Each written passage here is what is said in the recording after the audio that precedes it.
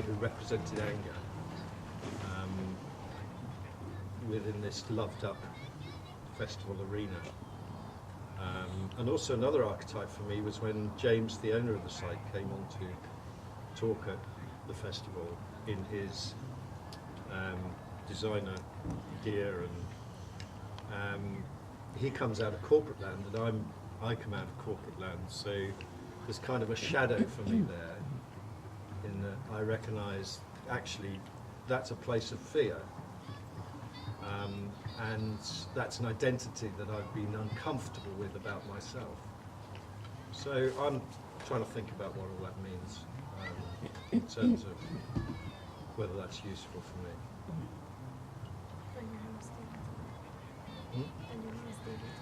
And my name's David. David Digger. Digger David. Or Digger Dave. And David was my named name, and Digger was my acquired name. And Digger, I don't know where it came from, but there is the collective name for intentional community builders is Diggers and Dreamers. I don't know, have you heard of that? Yeah. So out of those two, I'd like to associate myself with a digger rather than a dreamer. And I think this is about, to some extent, bringing down the dreaming from the clouds, and the cloud of unknowing we sit in here, and see how we ground that. So my name is Digger, and I say proudly Digger because, you know, my ambition is to do this. Thank you. So my name's Andy. Many years ago I realised I had my head in the clouds quite a lot. And I realised that, yeah, it's okay to have your head in the clouds as long as your feet are on the ground. That's quite a safe position. You won't hurt yourself when you land. Anyway, I digress. But I was quite interested in that subject we started already about, because I'm aware how in communities, nice people like us are often very tolerant.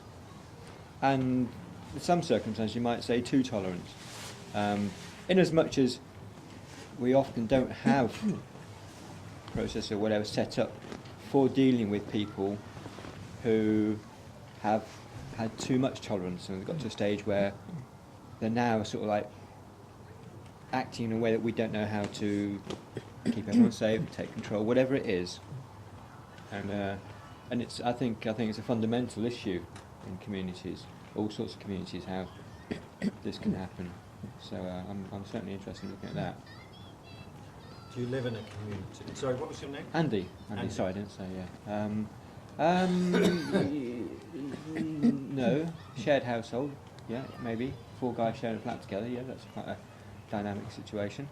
But yeah, I have done, and you know, I'm sort of aware that, you know, it can be very disruptive and take a lot of time and cause a lot of trouble between people when you start to try and suggest ways of dealing. It's usually try and close the stable door after the horse has bolted, and often results in knee-jerk reactions which are not thought through and not thought out, not the best by a long way.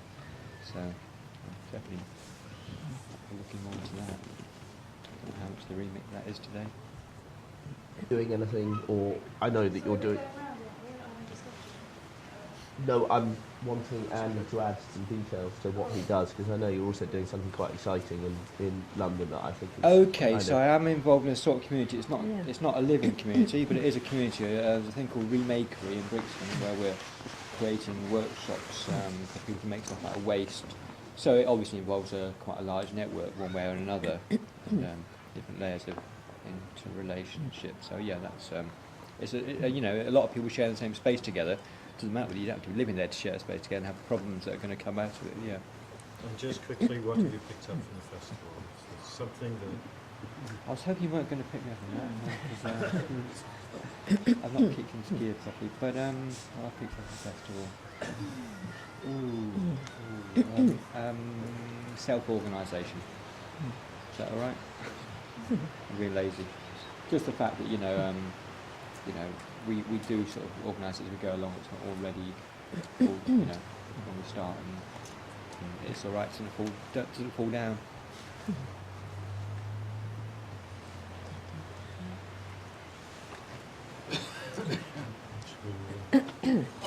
Let's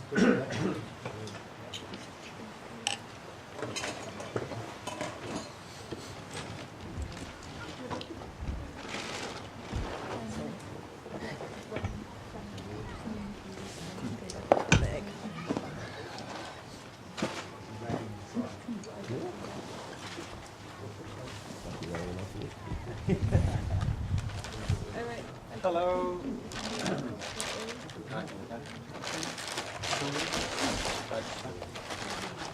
And say your name. For those who just arrived, to say your name and to say what maybe you think has changed your mind about something at the festival, or what experience you've had, what story you can take from the festival, what understanding you might have got from being here. No,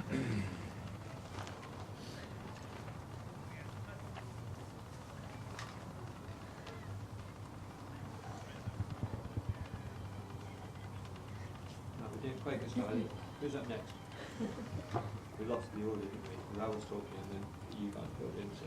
Well, we don't have We're to, not literally going mad. it doesn't have to be everybody, but if people would like to contribute, that would be great.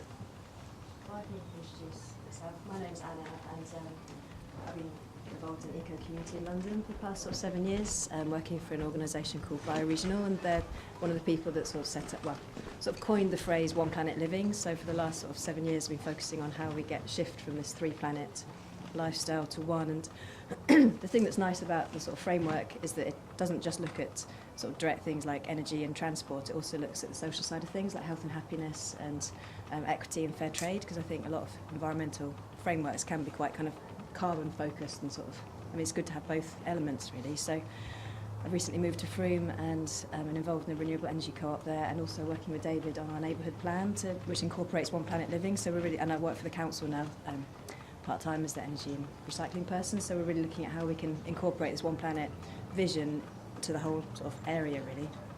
So yeah, I'm just keen to focus on that to some extent.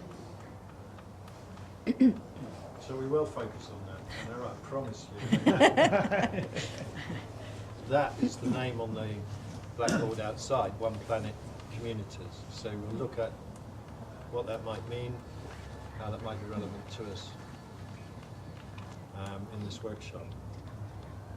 Incidentally, there's a One Planet organisation in Brixton. Since we're not joke, is that anything related? Don't know what One Planet, what it is. One Planet something. Okay, One Planet. I wasn't going to start this off, but as you've asked, so One Planet Living was coined by Coran Desai and his partner Sue Riddleston, who persuaded the housing association to build BedZ. Is that in Brixton? No, it's Sutton. Sutton, that's right. It's not that Is that 5 miles away? Yeah. So, which is an intentional community. If you haven't heard of BedZ, I don't know how many people. It's not an intentional community, it's an eco development. It's not Okay. intentional in that it's not just a group of It's a people building, that- no? It's a third social housing, it's a third key work of shared ownership, and a third Okay. private, which I think is quite important because it kind of, it's not an exclusive kind of eco. To me, it wasn't built by the people who then moved No, in. it was a housing association. But at the top level is a very simple idea, and that is that we're connected, we stand on one planet, and that's purposely not just a planet, that's one planet, in extending that idea that actually we are all part of this thing one. And recognizing that we consume more than that planet is capable of providing. So our consumption in the UK, in Bristol and in Frome, is broadly equivalent at the moment to about 3 planets worth of resources in the Western world. And if the rest of the world follows us, then we're going to find it very difficult for that one planet to provide those resources for us. So we can't continue without denuding the planet itself. So the idea, the extension of that idea is that we need, Aubrey Mayer wrote a book called Contraction and Convergence, which is recognizing that those who are over-consuming need to adjust their consumption, and those who are emerging and developing need to have some sustainable context to that emergence. And the balance should, when we arrive at it, and if we arrive at it, would hopefully be at a level of consumption that we can sustain for our future generations. So One Planet Living is the idea of living within those parameters, within the level of one planet's worth of consumption. And that might be for us, we might take personal responsibility for that. Or it might be within an intentional community that where we have decided with others to try and work within that framework. But we know that it's slightly frustrating when we have changed our light bulbs and put our standby off on the TV to sit back and think, am I making a difference? So if we broaden that context out and look at a One Planet community in the context of a town like Frome, then we're talking about 25,000 people. What we can do is we can start to alter some of the structural components of our living. So the infrastructure on which we depend is a large consumptive part of our lives in terms of carbon. So if we start to look how energy produced, how waste is managed, and how we work as a community to be more resilient in terms of growing our own food, in terms of consuming our own resources, then that enables us to take a much greater step down the path towards living a one planet lifestyle. So Frome, just up the road, is a town that voted an independent council in, and that I've been working with that council, and Anna's now employed by that council as the sustainability officer. And I think probably the only town council to employ a sustainability officer in the country, which says something. And we worked on the neighbourhood plan for Frome, which is part of the David Cameron idea that we should have more responsibility. And he set up a framework, a planning framework, whereby neighbourhoods could bring forward their own neighbourhood plans. And neighbourhoods can be parish or town councils in that context. So we worked with this new, fresh, independent town council who were very keen to build in some sustainability objectives. And we used the word sustainability, and it becomes very loose and fuggy and foggy, and we wanted to put some clarity on what our ambition was. So we decided to frame that ambition around Frome being a one planet town. And Anna's been in post now for, what, 3 months or 6 months? In part at least, to see how we might move towards that within Frome. In terms of what One Planet offers is, it offers us a focus, and I think what I recognise is that we have a lot of discussion, ideas, intention that evaporates. So a lot of the transition groups that are formed around discussion groups, but without a journey in front of them, a number of them have struggled to maintain that momentum. So this is trying to set a journey, a pathway towards something, so that something in this case would be to create or adapt a community within that one planet lifestyle. And there are communities across this country and across the world that are also trying to do that.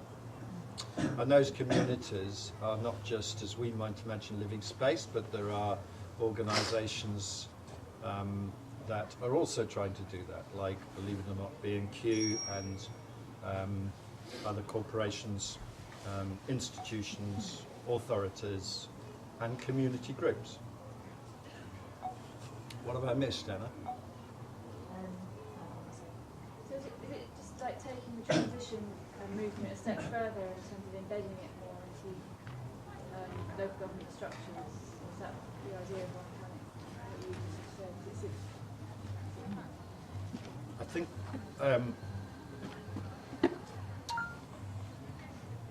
it might be, but it's not the whole story. So it doesn't have to be within a local government or a framework. We could, as a group, decide to set up an intentional community with that objective. And Lammas, who here has heard, is there anybody from Lammas here? There was earlier, you may have heard a talk about the community in Wales, in Pembrokeshire, that set off with the intention of being a One Planet community, to live sustainably, they coined the phrase low impact, a low impact community. And that's been a struggle for them because they were struggling against that bureaucratic framework to start with. But in fact, what's happened is they've influenced it to the degree that the Welsh Assembly has now adopted One Planet in 2011 within their policy objective to be a One Planet country, which is fantastic. And Cardiff has been the first major conurbation to say, well, we'd like to be a One Planet city.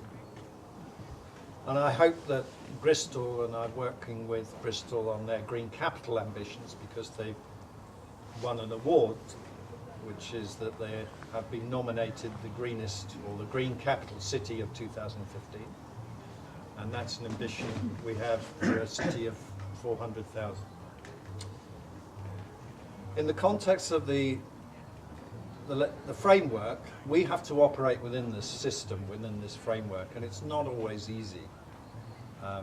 So to have a piece of legislation at the top through the Welsh Assembly that supports that ambition is fantastic.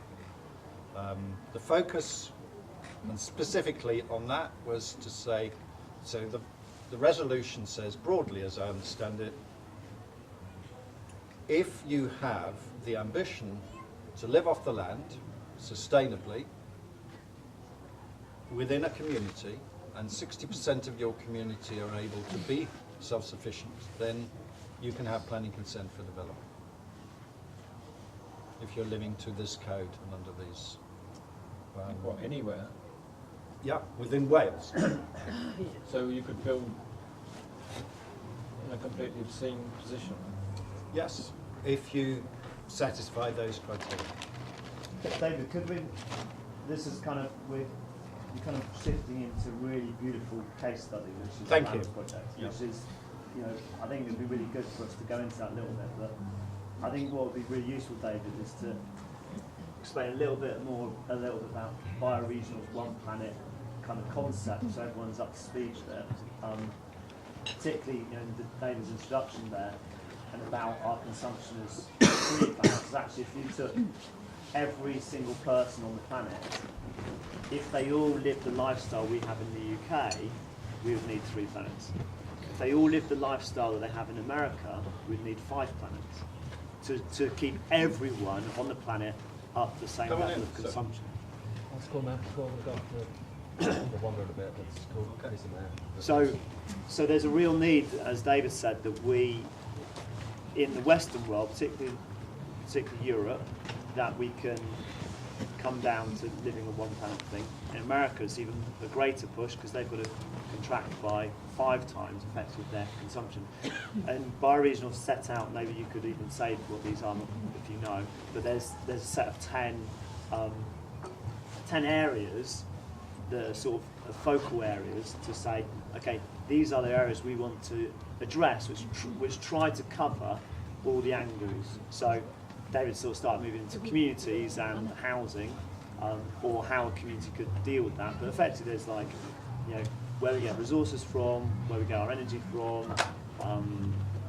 Well, maybe you could even detail what those 10 are, just, and then how that then feeds back into our own individual input through to collective input, whether it's local authority or community. Or Yeah, so I mean the idea of it is that it is a measurable sort of thing. So basically it uses ecological footprinting, which I'm sure a lot of people are familiar with, but basically looks at the amount of land that's needed to produce all of our resources, all the things that we use.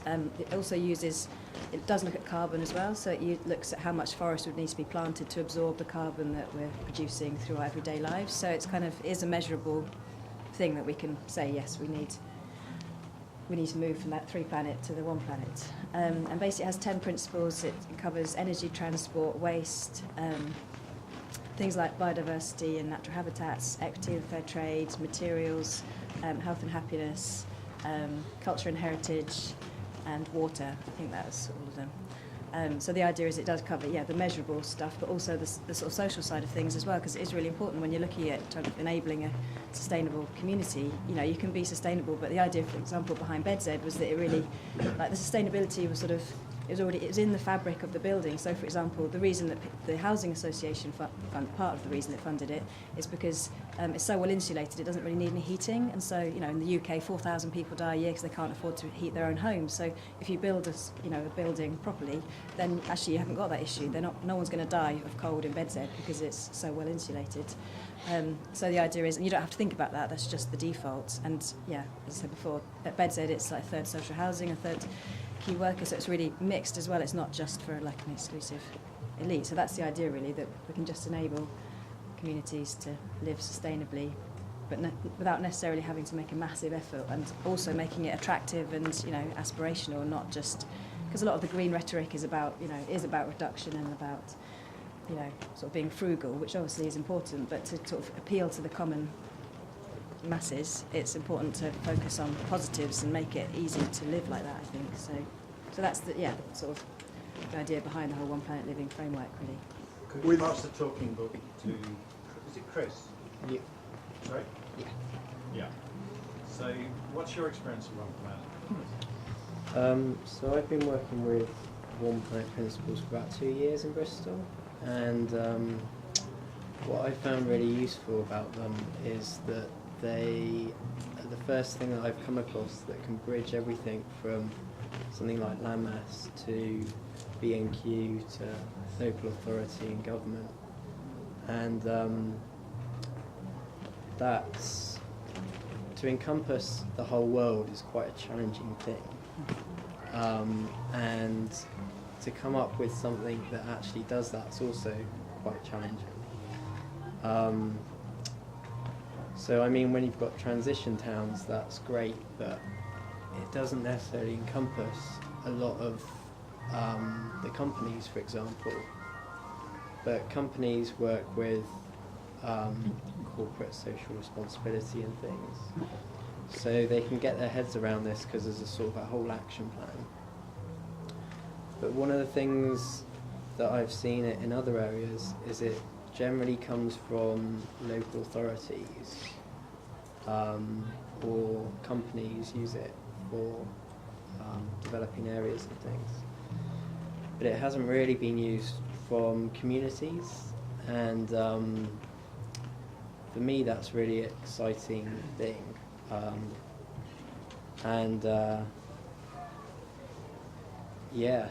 So that's probably a good starting point. Could somebody say a little bit about the measurable stuff, the ecological footprint? Who is it who does that measuring in an ongoing way? Because that would become increasingly important if B&Q are doing their own measuring. How has that been thought about, how that... Yeah. Can I just ask, what is the structure of this meeting in terms of interrupting, asking questions, so on? The framework of the meeting is that we shall. I want to give people opportunity when something arises to say something. and I have no problem with people following on, but we've also got to keep a track of where we are. So if people want to come in on a point, that's absolutely fine, and I shall try, insofar as I can, to keep this meeting around 3, I suppose, areas that I'd like us to cover. So I'll try and bring us back to the subject if I feel we're going down a rabbit hole. So do we interrupt during their speaking or after their speaking? And what's the thing with the talking book? The talking book was just a joke. So if you want to interrupt somebody, then you've got to consider whether that is appropriate in terms of them having the opportunity to say what they want to say. If you want to say something after they have said it, then I think we should respect that.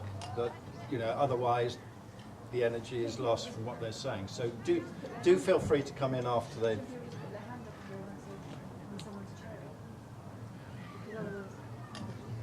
Okay, are we happy with that? Put your hand up. Yeah, put your hand up. It's very simple. Okay. Yes, Jackson. Tell us how to run a There was meeting. already a question being asked though. I know, but I'm just responding to this. As we're sorting out the organisation of the meeting, can I respond to that? Are you going to be the chair then? So just as if we nominate you as the chair, can we do it just for clarity? So if someone puts their hand up, like maybe if you don't notice someone, we can kind of go. Maybe there's someone there. Okay, I will be the chair. I will step up into leadership. We'll talk about that a bit later. So I will be the chair. And can I ask what happened to the going around and finding out who we all are, which we started off doing and then just evaporated? We'll do an exercise in a minute, which is a walking exercise, because what I recognise is that this is a long session potentially. It's as long as we want it to be, so we can make it 5 minutes, or we can make it an hour, or we can make it longer. But to sit here for a long time, we start to lose our energy. So what I've learned is that if we're talking about intention, if we're walking with intention, then it's more powerful. So in a while we're going to break the discussion and start moving, and we'll use that opportunity to introduce ourselves and come back to who we are and why we're here. So if we follow the thread for the moment. I wasn't sure if that thing where we're going around the circle was actually more of a temporary thing while we're filling in, waiting until 10:30 to the bulk of people turn up anyway. That sort of thing. I'd quite like to introduce myself. No, I don't want to interrupt the proceedings, but at some point, I'd like you to know. I'd like to say something about what I'm here for. I'd like you to do. Should we? It's your time. All right. Well, I'm creating a community in Glastonbury which has as its ethos sustainable living, but it's in a half an acre site, and it's got it's going to have at least 6 adults, probably 7 adults and children living there, so it won't be able to be sustainable in terms of growing its own food. But the aim is to look at things like energy consumption. So we've got biomass boilers and stuff like that. And I'm really interested to find out how we might be able to link up with other things that are doing that. I'm finding it very difficult to recruit people to live there who are interested in sustainable living. And also the nuts and bolts of what we should be doing in order to should we go off grid or should we stay connected in terms of electricity and so on. Could you give us your name? I'm Roger. Sorry. Roger Dow. And I'm wondering whether this video report is going to be available for us at any point on a website or something. Yeah. Or Permanent culture now. okay. be there in a week, well, probably a month or two. Right. Oh, that's a large file, but This year sometime. If you want to volunteer to capture the footage, edit it and upload it, then that would be lovely. So the intention at the moment is to talk about why we're here. In this first phase of the discussion, we're kind of, you might call this awakening, becoming aware of who we are, understanding what the context of our discussion is. In the second stage, I'd like to move on to talk about intentional communities specifically. So what is our experience and what is our ambition, and how do we ground that rather than having all those kind of transition discussions around parsnip soup? How do we engage? And the third part is to think about perhaps that one question and consider in how we move forward an adventure, what the potential for that is for us, and what the blocks and the fears that we might encounter along the way. So maybe the resistance that you're finding, Roger, in people buying your dream. Can I just also say something? The word community is confusing because it can mean, the people living in a town, or it can mean a single dwelling where people live. So, and one is also me, it's us, it's one festival, it's one Froome, it's one.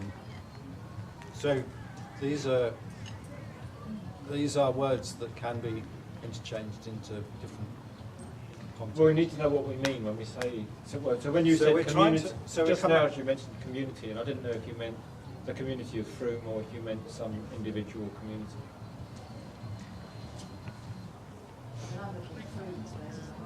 Okay. Jackson, you had your hand up. No, you answered it immediately. I was just going to say it'd be good for you to introduce what our intention of being here is about, what our plans are in terms of what we're trying to get out of it. Are we trying to come up with solutions? Are we trying to share knowledge? What it is that we're doing? But you just very clearly just stated what we were going to do.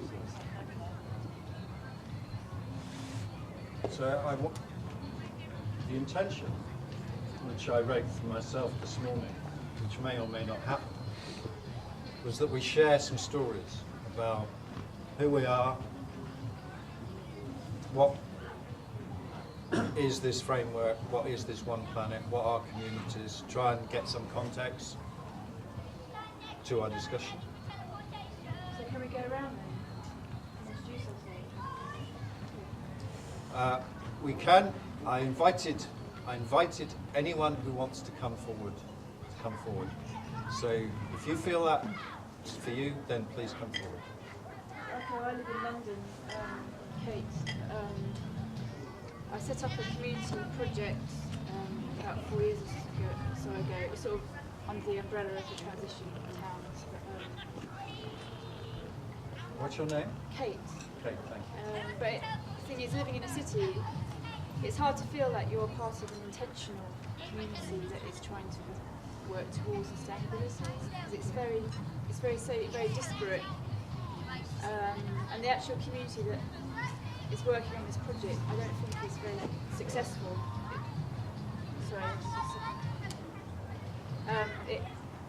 I feel like it's come up with it doesn't work as a community. How many are we talking about? Well, it's loose in terms of its volunteers who give their time. They come there to the site and they give their time. They're not living. No one's living there. It's a piece of land where we're growing food. We've planted an orchard and we're managing the wildlife site. And we're building a community eco building. This community self-build project. So it's a lovely project and it's beautiful and loads of richness ingrained in it. But the actual people working together and holding and creating that space across massive difficulties in terms of how to make it work. When people have jobs doing something else, you know, they're only coming there as a volunteer, like dipping in and out, and no one's paid, and so it's and I feel like it's lost its way in terms of what is it trying to do, what's it trying to create, what's its purpose maybe, and also it's not an intentional community of people who've come to live in a sustainable way. It's just a project. It's a project that people interact with, So I don't know. I feel like the actual community working, the people coming to work together on the project is fraught with difficulties. I don't know if anyone else has experienced that. So whenever you come into relationships, it's exciting. Yeah. And you know, we're charmed, we're excited, we have all these ideas, we're flowing with creativity, we're joining our potential, so it seems, with another or with others. And if that's just discussion, as we was talking, then the activity curve is quite small. If that's more ambitious in terms of laying out a project, then we have to decide what that is. Or if we are planning on a long-term relationship, we have to decide what those is, and we have to start to put some groundings into that. And we lose a little bit of kind of that honeymoon stuff along that way. So community is, you know, it's the same as the kind of that romantic dream in a way. It's like one day I'm going to fall in love and it's all going to be lovely. One day I'm going to find my community and it'll be a pink bubble. And we know that both require a lot of work and a lot of change and a lot of adaptation and a lot of... The problem I found is that people want the community, they want the social, they want the project to exist, they want to come there, but they don't want to do any work, they don't want to do anything. They just want to experience it, they just want to receive it as be beneficiaries of it, but they don't want to give to it, nourish it, do the things that are needed, and care for it. They just want to be, I don't know if it's because it's London and people are, because I find the transition movement is, sometimes it feels like people are just, it's like a social club. My experience of it is, people just want to come and watch a film and receive something, and they want to kind of be given something, a spoon, you know, like go on a workshop or something. But there's not very many people who are actually doing the groundwork, who are actually holding it and building it. What does it give them? What does it give them? It Yeah. gives them social friendships, social being in wildlife, being in nature, connection with people. Do you feed them or do you give them shelter? We've got a polytunnel, we've got a community building, we've got infrastructures like sheds and resources and tools. And we've got a garden, we've got an orchard, we've got a wildlife site, we've got a Can they stay there? Huh? Can they stay with you? No, it's non-residential. It's just a piece of land. It's a piece of land in London. It's an urban setting, but it's Okay. it's a wildlife. Could you give your name if you're asking a question or contributing? I'm Sadie, and as of September, I'm going to be working on something. Oh, didn't hear a thing. Speak up. Oh, sorry. I'm Sadie, and Project yourself, Sadie! yeah. As of September, I'm going to be working on what sounds like a similar thing called the Green Backyard in Peterborough. I don't really know much about it yet because I haven't started work there, but just my experience of like being a volunteer or perhaps managing volunteers, it can be better to, you know, you might be doing this already, but giving people like a set task and like sort of giving them a specific job so they know what they're doing and how they can be involved. And I don't know, that for me is a good way to get involved because I know what I'm doing and when. And I think the Green Backyard has like set volunteer days, so you know that when you go there, there'll be other people there, and you know there'll be like someone on site to manage you in a sense. We have that. We have every Saturday. It's open Okay. every Saturday. We have site leaders who lead the day, but we don't have very many site leaders who are doing the work. People came on board. They volunteered to be a site leader, but then they didn't really do it. Right. There's only like 2 or 3 of us Yeah. doing it all. It's too much, really. Okay, so I've said I came out of corporate land, and I was a director of a company in 2000, and we had a very clear top-down rule book about what that company was, where it was going, what we were trying to do, who the opposition was, what our shareholders' demands were, etc., etc. And I then joined a voluntary organisation where we had, on a project in South Bristol, over 1,000 supporters. And it was quite a contrast. And you know, it's much more difficult actually collecting ideas, and people come with different ideas and different aspirations. So you do need some framework, and there needs to be some buy-in. And here we have Building Man, who started a project to build a structure on this site, and I was part of that. And I'm feeling rather guilty because halfway through I thought, I'm not sure I want to be part of this anymore, because there's a festival going on, and I've noticed that on Wednesday we were like a beehive of 50 people all burrowing away, getting this ready for the festival. And the festival arrived and people are drifting off, and you know, and that may be fine. I don't know, because we haven't collectively sorted that out.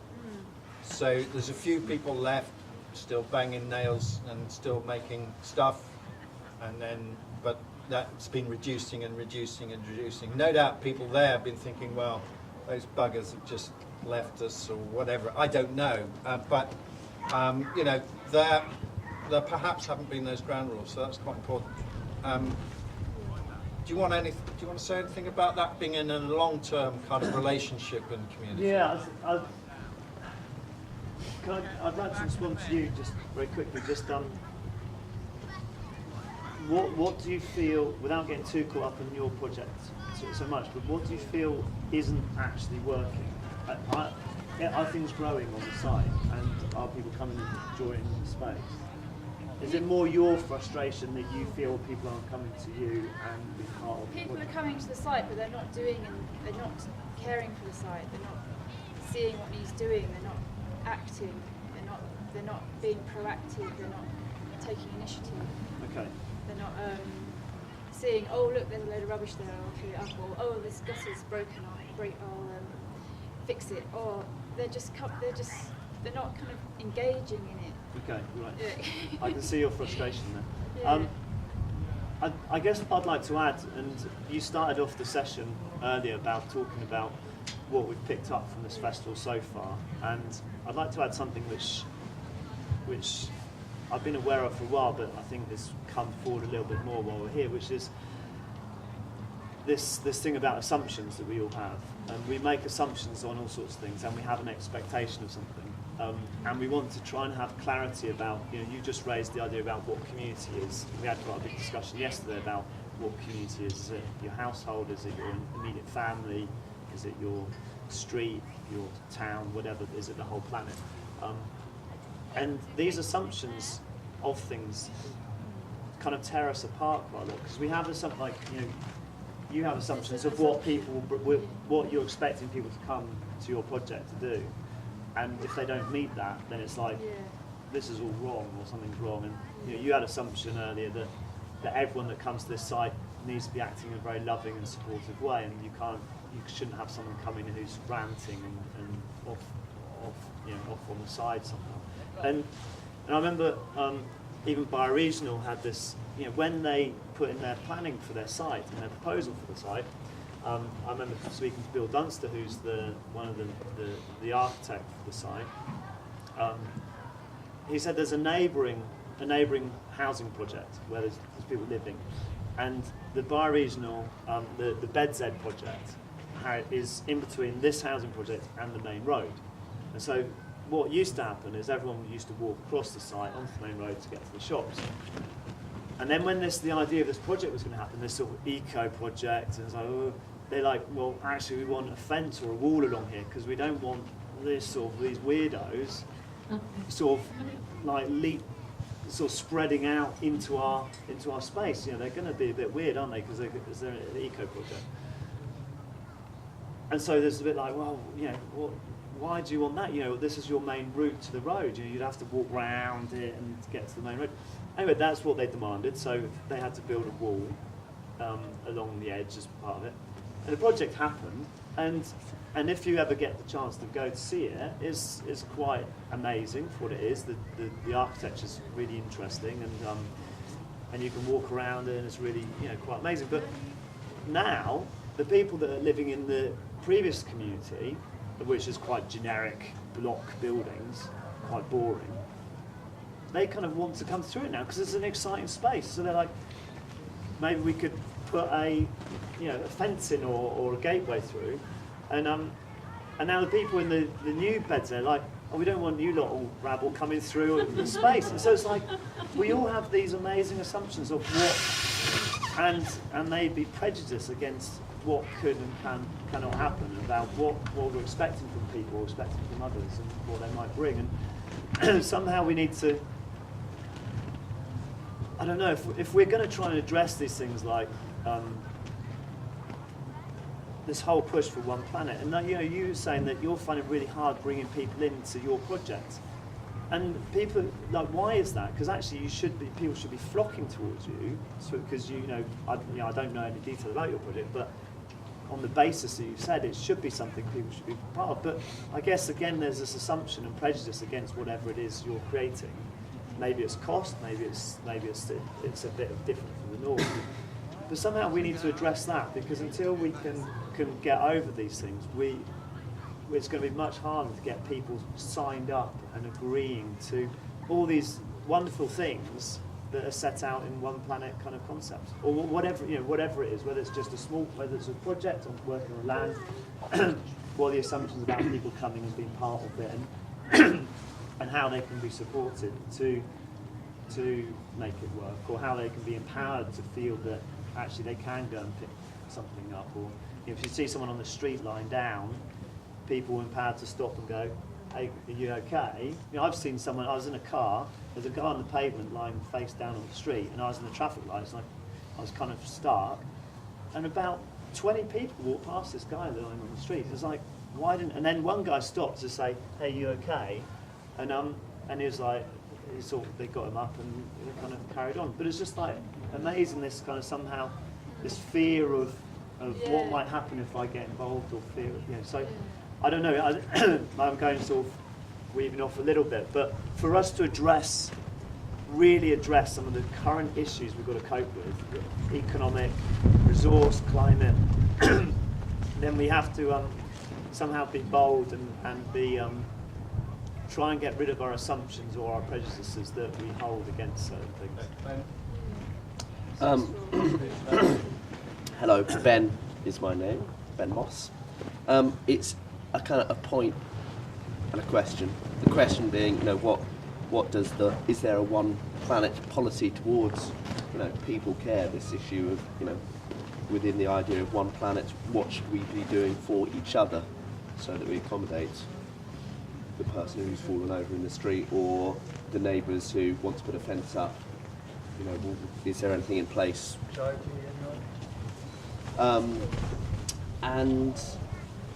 And the point being, it's quite interesting, the intentional community that we all find ourselves part of is, what is the intention behind the community? If you're doing a growing project in London, or if you're doing a self-build or a build project in Glastonbury, what is the actual intention behind it? Because there are many intentional communities, and I'm fascinated by the spirit behind the thing, of the intention behind it. So if you're going to do any kind of project, and the project is a community of people participating in something. My personal experience is Bristol Wood Recycling Project, is it a community? I don't know. It's a project. It's people collaborating on something. But the expectation of what people should be doing to participate in it, I don't want it to rest entirely on my shoulders. I want everyone to share in this burden, because it shouldn't be a burden. It should just be a shared thing.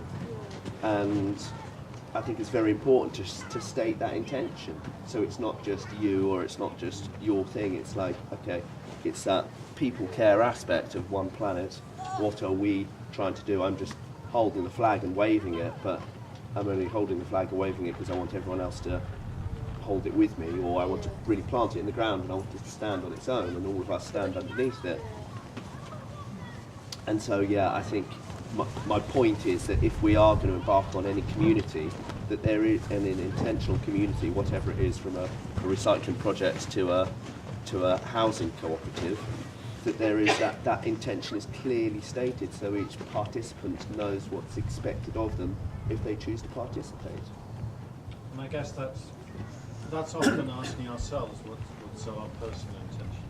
And if we ask ourselves that question deeply, it might surprise us. And I think being honest about that is a great, very positive step. And it shouldn't be a barrier to saying, well, actually, I want to share my life with somebody, or this is what I want. Yeah. Oh, I just wanted to respond because you mentioned my thing. I don't have any difficulty attracting people to the community. I have difficulty attracting people that are interested in sustainable living. I don't find them. I don't know how to find these people. Maybe there's something you can show me where those people, you communicate with just those people. But I don't find them. I don't think they exist, actually, hardly at all. Okay. Can I respond? Yep. Okay.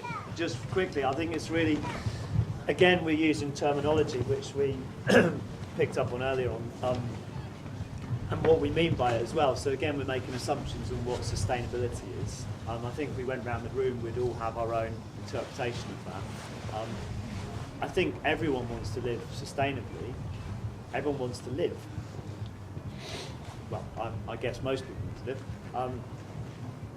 And it also comes down to what does that mean sustainably? So, people want to have food on the table. People want to have a roof over their head when it rains. There are things that are needs that we have.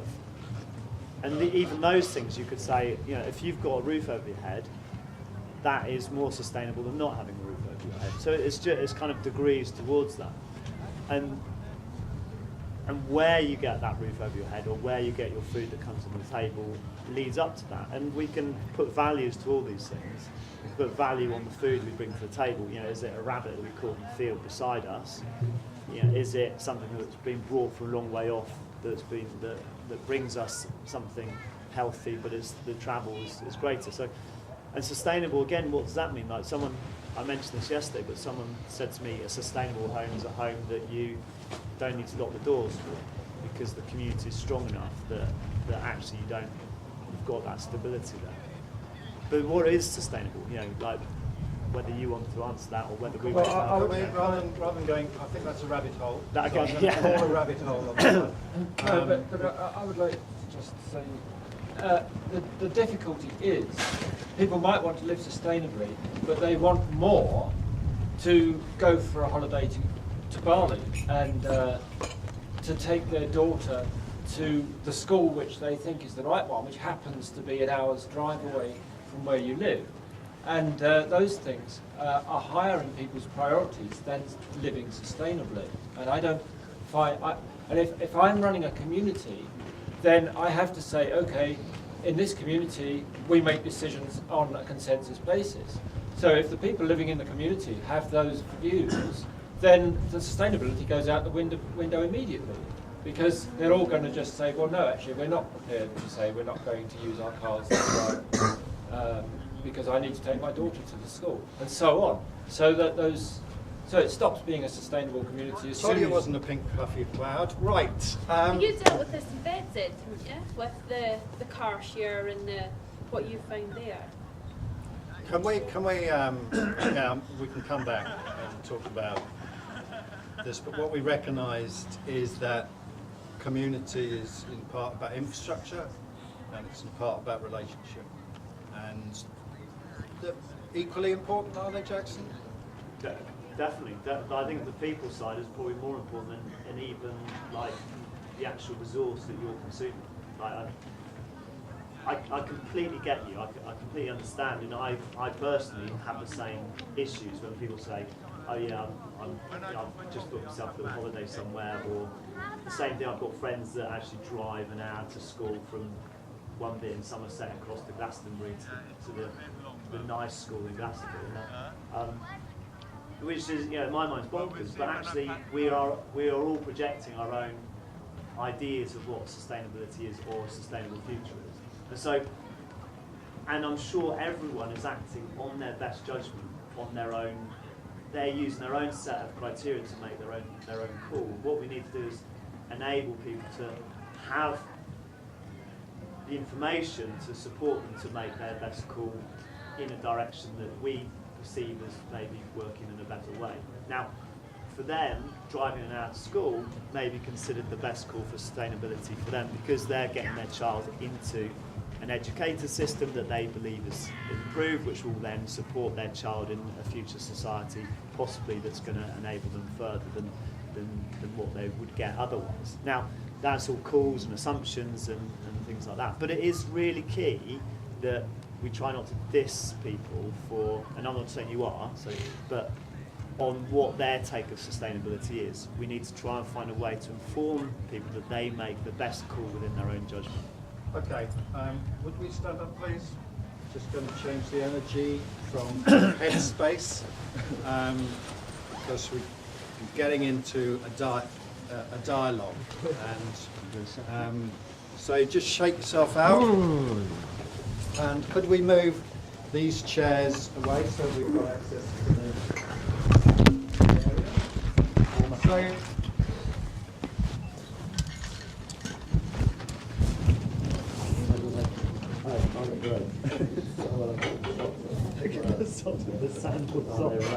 This is a book written by Warren Desai with a foreword by Kevin MacLeod. Both of those guys came and talked me through about intentional community and the one planet idea for the town. So if anybody wants a copy of that, let me know. Or wants to come and have a look at it. Right, so say hello to our bodies.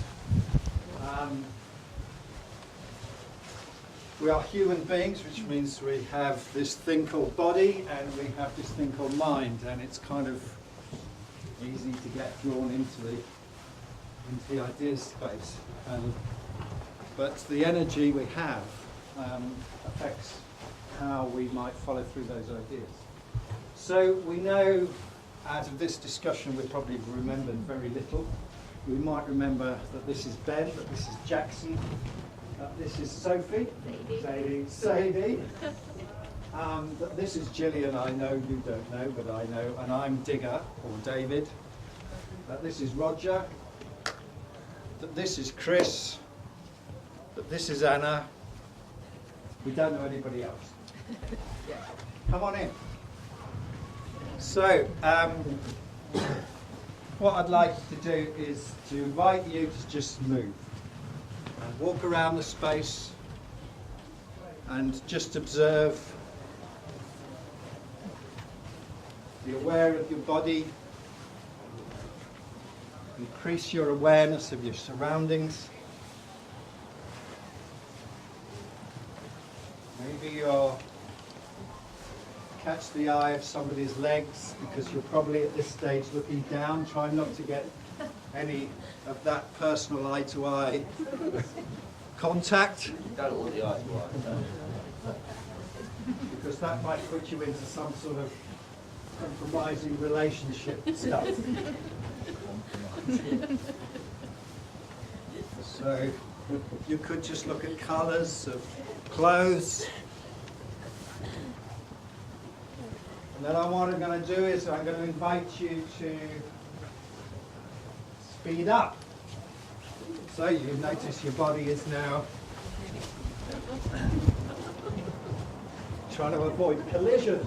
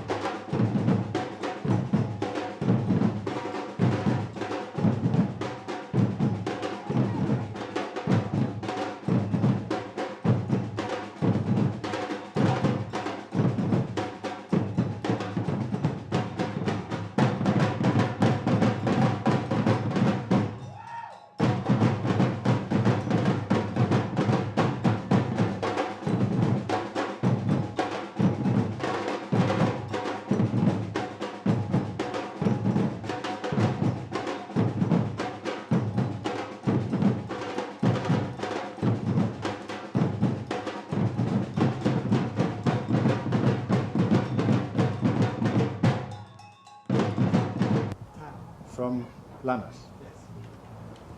Okay.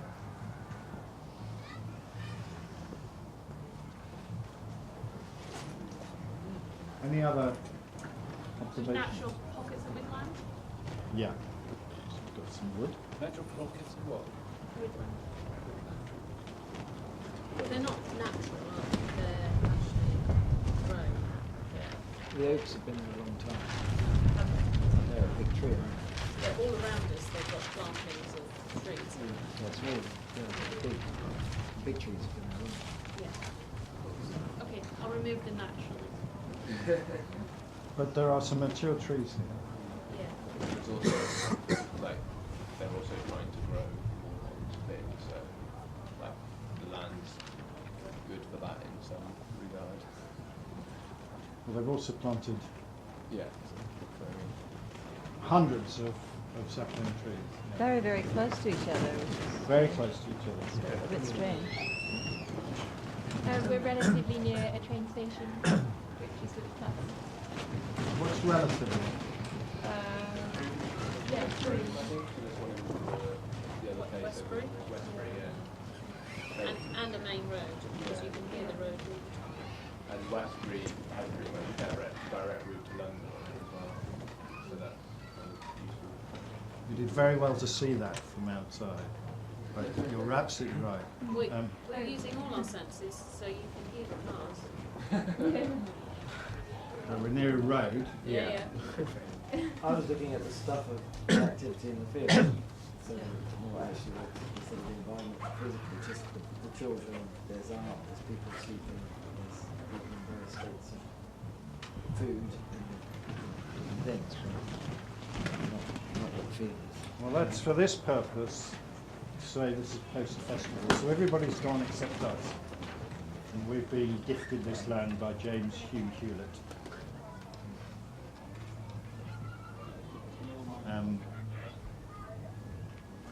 It's quite a windy Yeah. site.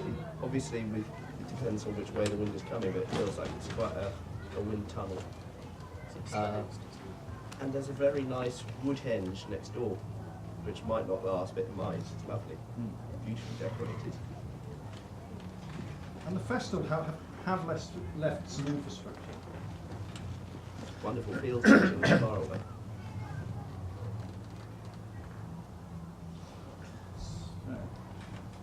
So the purpose of this exercise is the whole site, not just around the tent as a mini community site. Okay. There's a compost toilet. Yeah. Some compost toilet.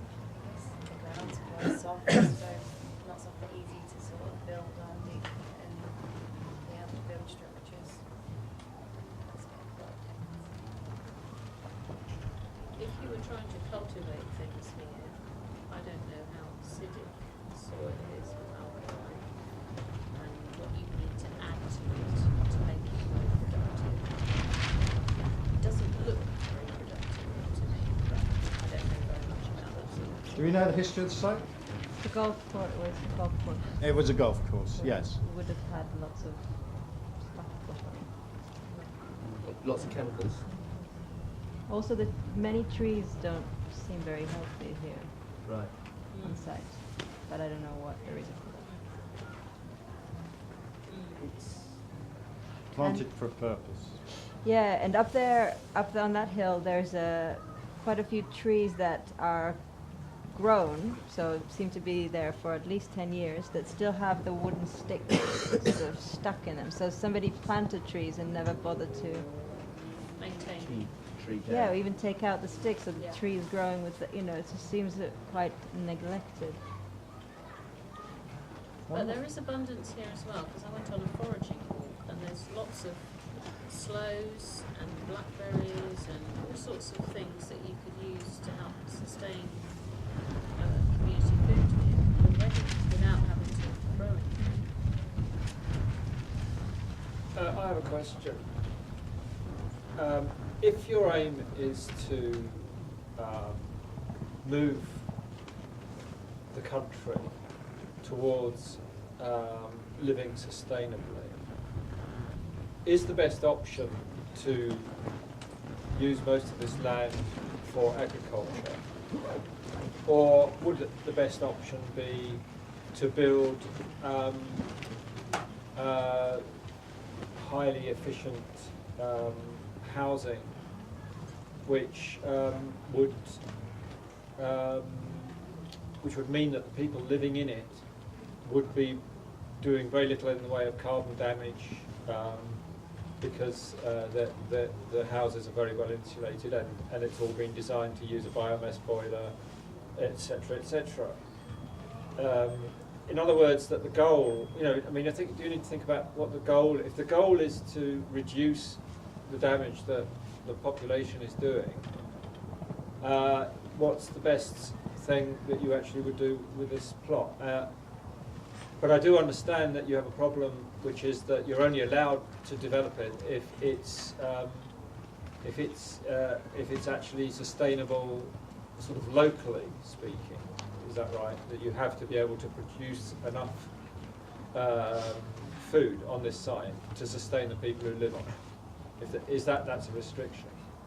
In which case, it limits what you can do.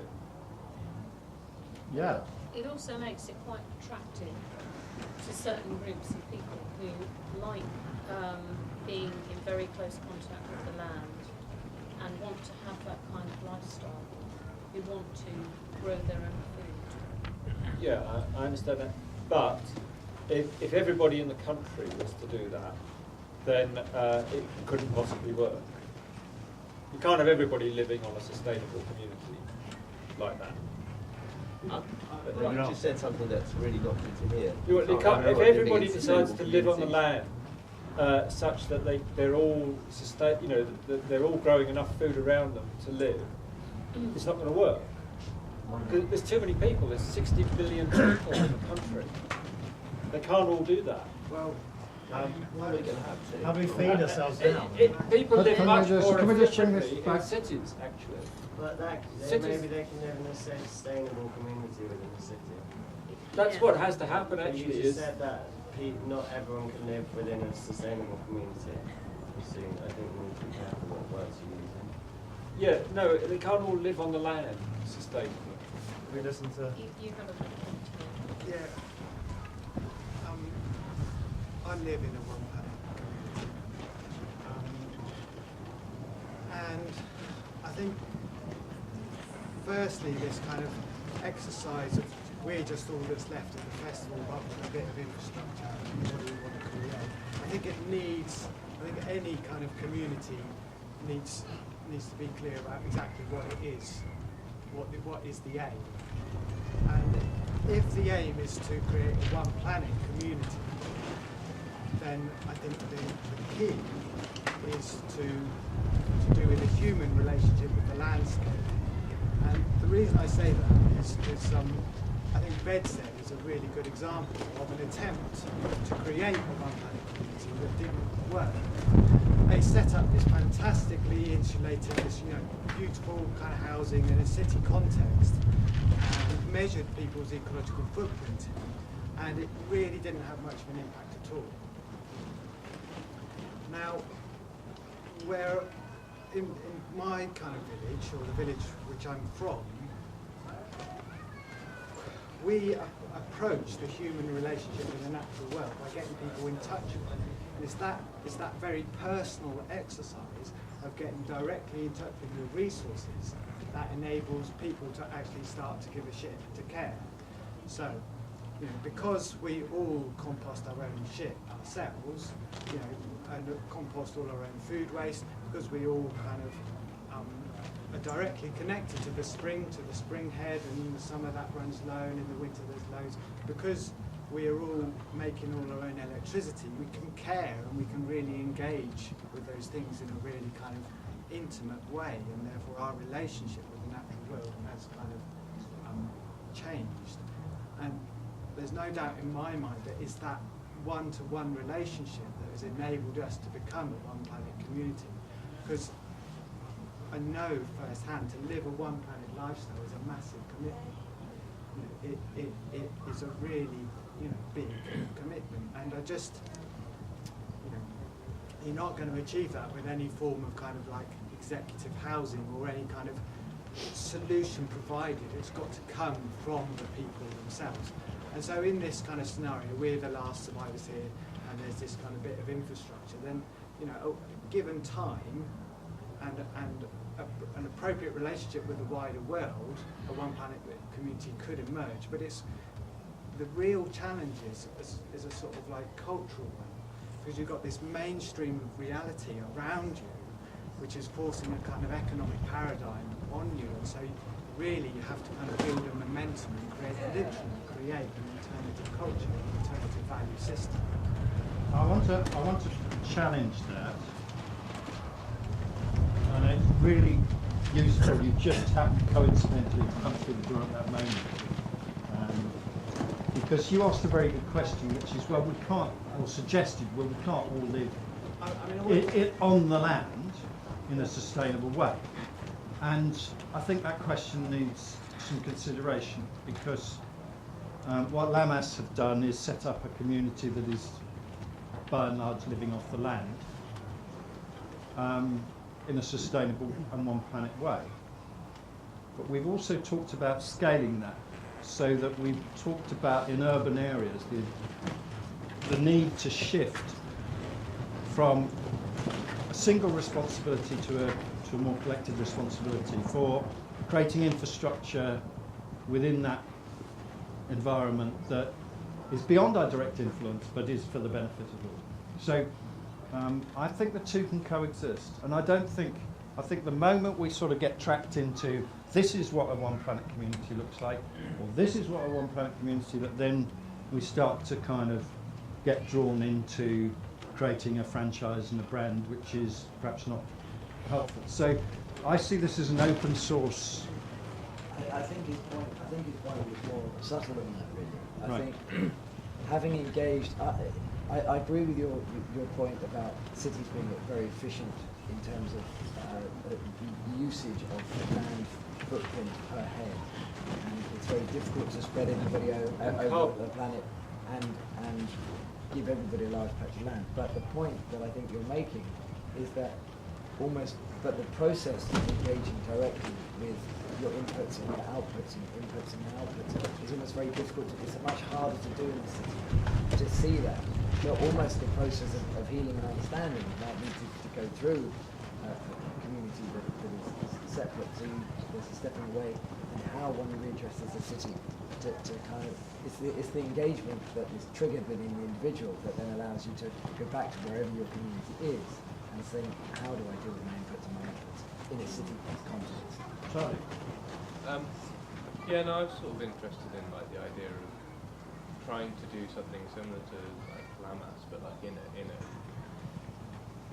city or something like that, like and sort of the possibility of that, and whether that's something which, like you were saying, yeah, like it's very much all about how getting people to give a shit is helped by like having them to give a making them give a shit, because they you can't eat properly unless you've got the land to live off, and so you've got to put something in to get something out in that respect.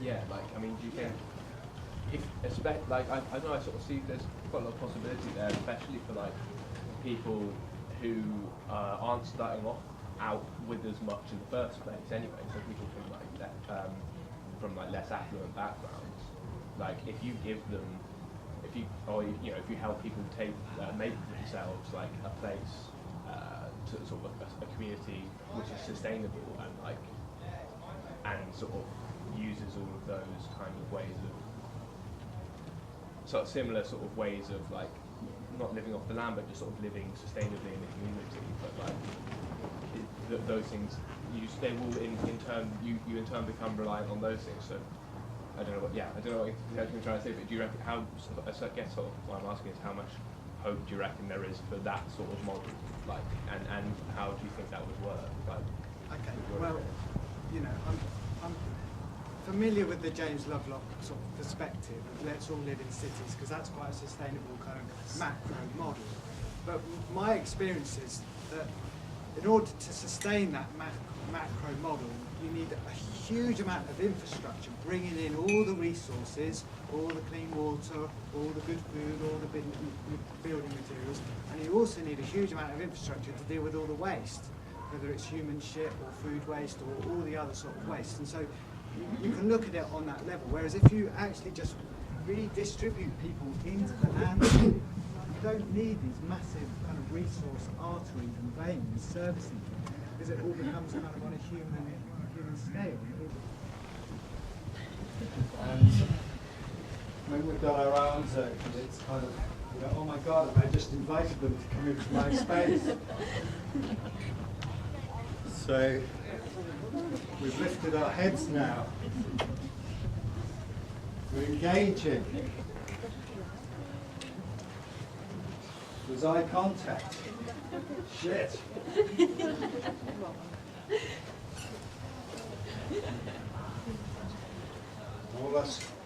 All those separation stories of how strange we look come to mind as the guy with the weird jacket, the weird hair.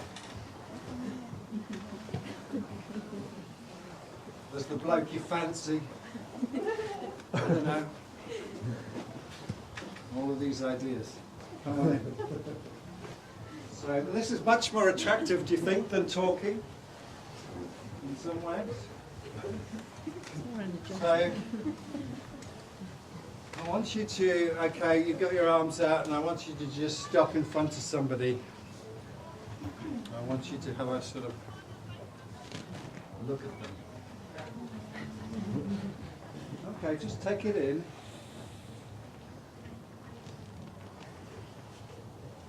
And then I'd like you to take their hand and just say your name and tell them why you've come to be here.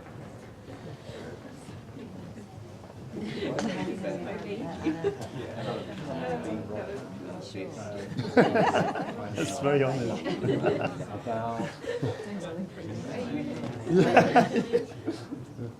Jackson. Yeah. Here to all will be revealed. That much I trust. Yeah. Yeah.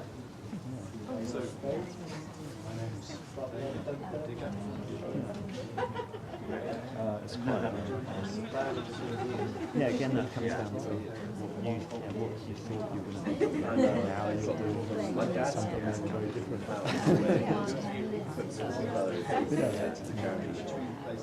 So I just go every time I go home. Yeah. It gets somewhere. Notice now we've now got cosy with somebody. It's kind of a nice place and we don't really want to move on. But let's take that courage that we've just acquired in making contact and go and express that in some other space with some other person, just in exactly the same way. So let's walk again.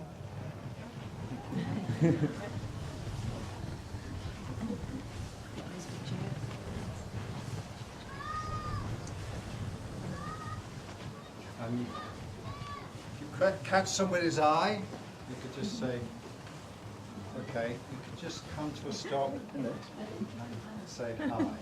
Hi.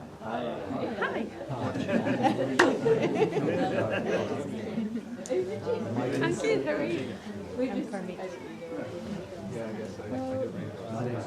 Hi, Sarah. Have you been here all week or?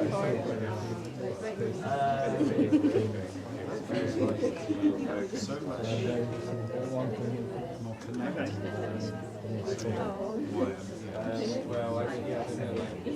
I arrived this morning. So I've been I walked in that So, morning. let's move on. It just looked like a group of people who were Walk. so far. It's like a picture. You notice there was a reluctance to break off because you've just started the story there. You're interested now. You're interested in more about what these people are and what makes them tick. You know, you might be interested in the story you got halfway through before I rudely broke you up. So just allow yourself to walk.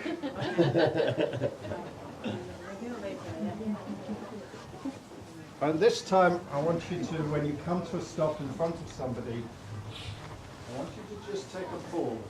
So don't go into dialogue straight away.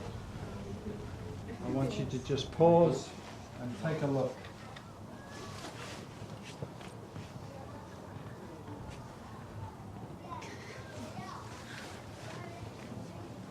And then I'd like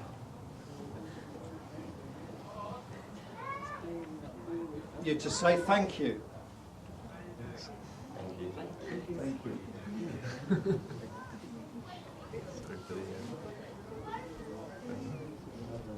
And I'd like to thank Roger for just introducing that idea. Thanks, Roger.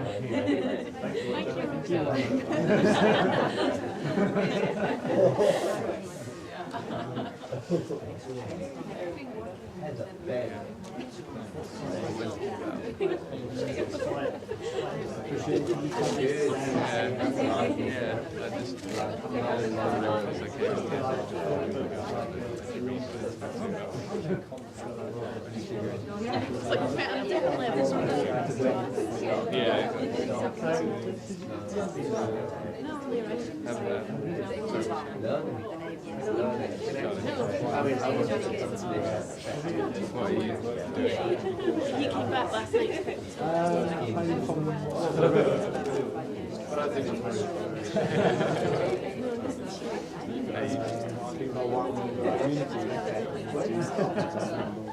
Certainly had the last two in that has You've been here for like a week.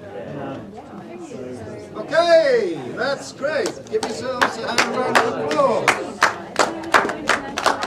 And if you feel like giving each other a hug, then you could give each other a hug.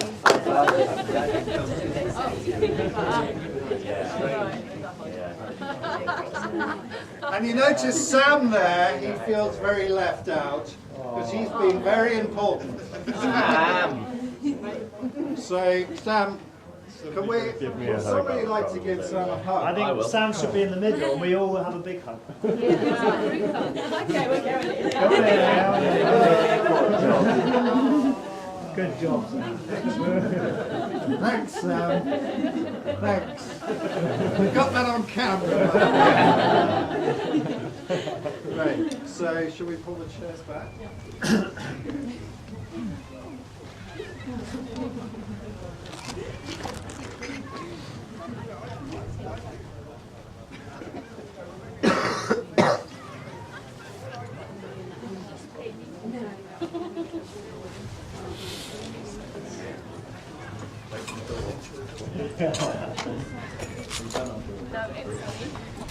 Oh.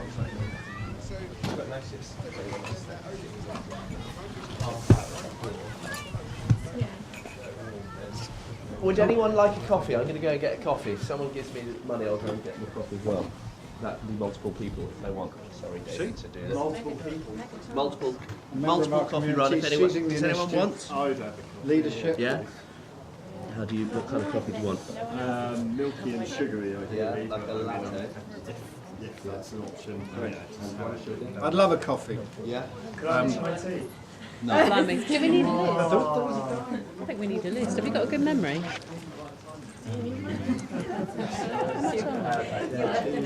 And we'll take a 2-3 minute comfort break, however, if anybody wants to. Are you going to the plotting shed to get them? Sorry? Are you going over to the plotting shed to get them? Just going to the little machine, yeah. Do you want me if I take care of Charlie? I'll make good use of this break There's time. some tensions around. Or I want to get my voice heard, or I've got a point, or I'm not being heard, or and then we got up. So how was that? How'd that feel? So it felt very good for me. Start moving. Completely disruptive to the focus. We've completely lost track of what we're doing. No, but it breaks down barriers, you see. And if you want to have a sustainable community, you have to do that. Yeah, we've got to get out of the talking at some point, haven't we? And well, we could go that way, yeah. we could become existential, or we could actually become real. So we're missing Ben, and maybe a few people It's walked out. interesting also that when you started the walking exercise, a load of people joined us that hadn't been here before, but they've gone again. Just enjoying the bit that everyone's in. So maybe can we stand up again? Let's keep the energy going. But they might come back again. If we can draw some other people towards us. So we'll just make a circle. And we'll complete our name check using a bit of borrowed playback theatre. Playback were here on the first day of the festival, playing in the Gaia Dome. So this is a very simple bit of playback, which is that I introduce myself by stepping into the ring and just hello. Sorry. This is only a suggestion once you've finished talking. But we perhaps suggest maybe a little agenda for the meeting. Yeah. Because it's the last day of the festival, and I'm sure there's things other people want to talk about that they haven't yet had a chance to discuss. And that would be a really good use of time after we've introduced ourselves. Thank you. Obviously there are a few people who've gone off to get tea for us and coffee, and they're going to be coming back, and I just wondered whether there's something we could do that wasn't introducing ourselves, it was just a bit of fun, because when they come back they might want to be part of that introduction. Confidence in them coming back. Well, they've taken my money. Yeah, exactly. And I know where he lives. I know where his tent is. Yes. Okay.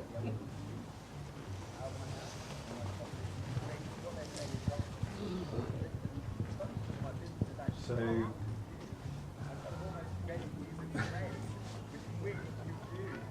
hello.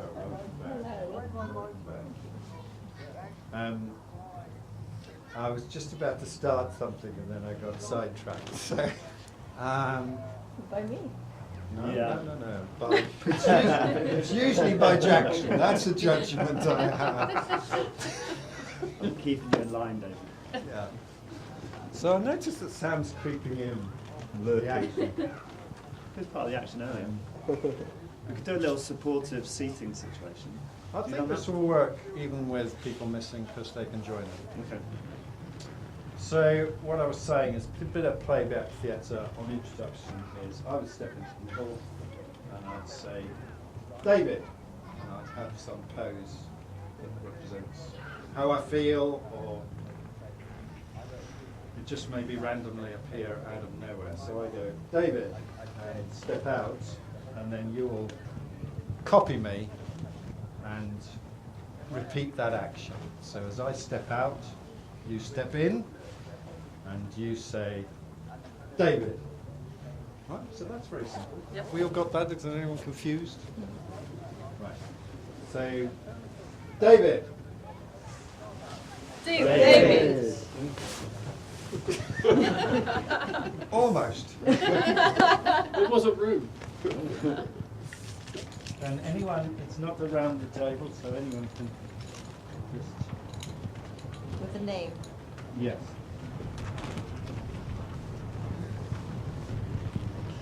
Carmit. Carmit.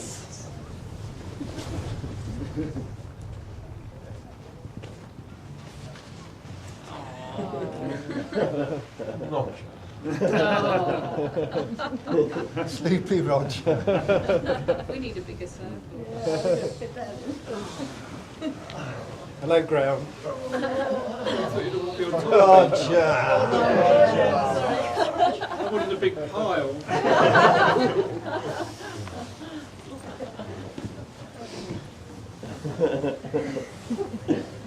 Joe!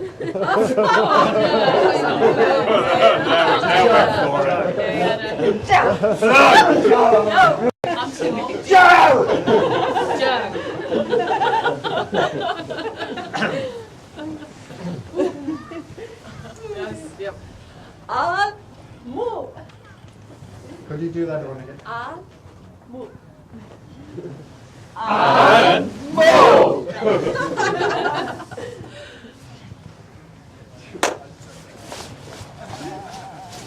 Jackson! Oh my god.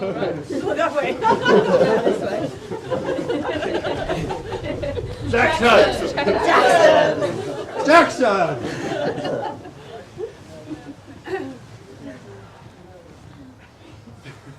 Jillian!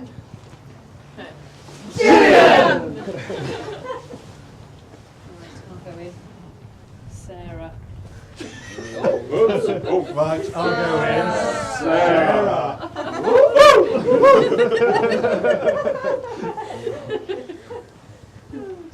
I like these now. See, all of us are one, you know. I always forget names, so it's really useful to know one of us. You know who I am. Yeah, yeah. Hey, come on, come back here.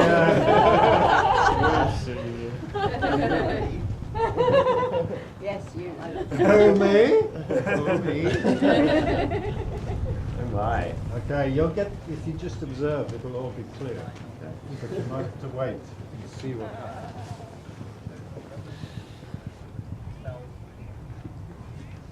Charlie. Charlie.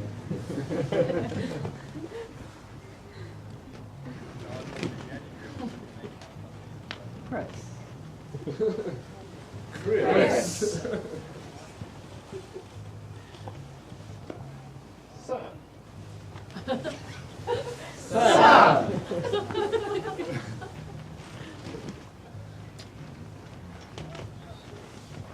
Stephen. Stephen.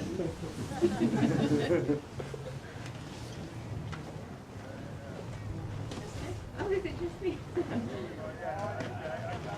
Sadie. Sadie.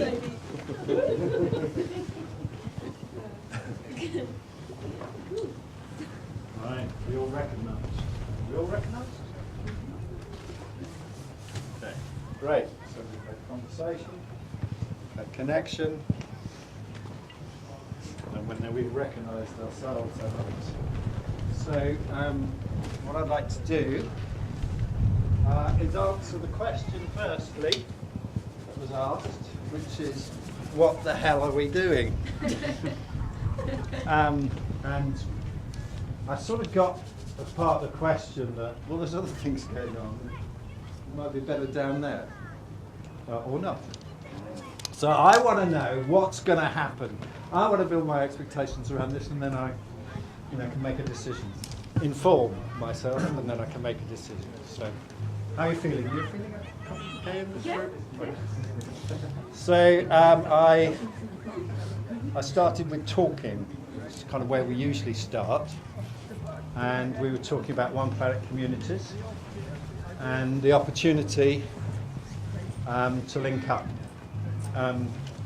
communities, and that I call awakening, and then this is kind of exploring. So this is exploring ourselves, and then perhaps we will allow ourselves the license to think of ourselves as a community. And what I'd like to do is to extend that to this area, our environment, and look at our environment and say, okay, well, this is Tholston Park, and the owner of Tholston Park came to the site yesterday, and he's coming back this afternoon to talk about his plans for this site. And what he said when he came, I don't know, did anybody hear him, see him? You would notice if you had seen him, because he comes in this Lacoste designer top and these bright white chinos and these nice shoes, and stands in the middle of the site like, a foreigner completely. And flying in a helicopter as well. Well, I did wonder, that didn't seem the way to arrive at an offer. I think it is. But he's coming back to talk about his plans, and what I thought we might do is to imagine this is a community. And we've got to know a little bit about each other, and we're prepared to take the next step of saying, okay, might we do something together? And that is adventure, that is engagement, that becomes commitment. And then think about this space. So we talked a little bit earlier about communities being in part infrastructure and in part relationship. So we're kind of developing both. And we have some plans of this space. And what James, of course it would be double-barreled, something Hewitt said was, I want this to be a One Planet community. Which you might cynically say, well, yeah, but that's just a way of getting a planning consent on a site which you might otherwise not. But let's give them the benefit of the doubt. But let's ourselves think about what that might mean on a site like this. So we've got some information on this site which we can share with you. And we can maybe sit down or stand and think about whether this is an appropriate site for us to put down our community, and if so, what might it look like? Can I remind you that Sadie said something earlier, and you agreed to it, but I can't see where that's fitting in here. Yeah, remind me. About setting a sort of agenda together. So that's what I was trying to do, tell you at least where we're trying to get to. Does that help you? Yeah? So I was trying to address Sadie's question. Maybe I've succeeded, maybe I didn't. So we are going to try and look at what are the real grounding issues that we might have to deal with if we were to together contemplate this as a development platform. And what development might mean, and what hurdles are there, and would we really want to do this? Would it work for us? Or that's us and us, and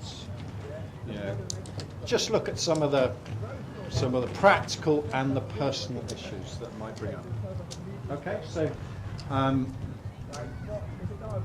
And then I think, you know, if we step forward from that point, then we have to move ourselves into a more trusting place, because that's what community ultimately becomes.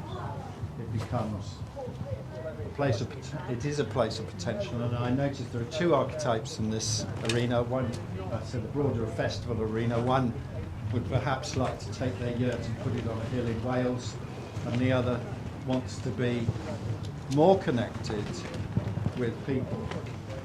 And so it's the latter. And if there are any former yurt dwellers, this might not be the workshop for you. Because this is about, okay, how do we enter into relationship with and avoid all those threats?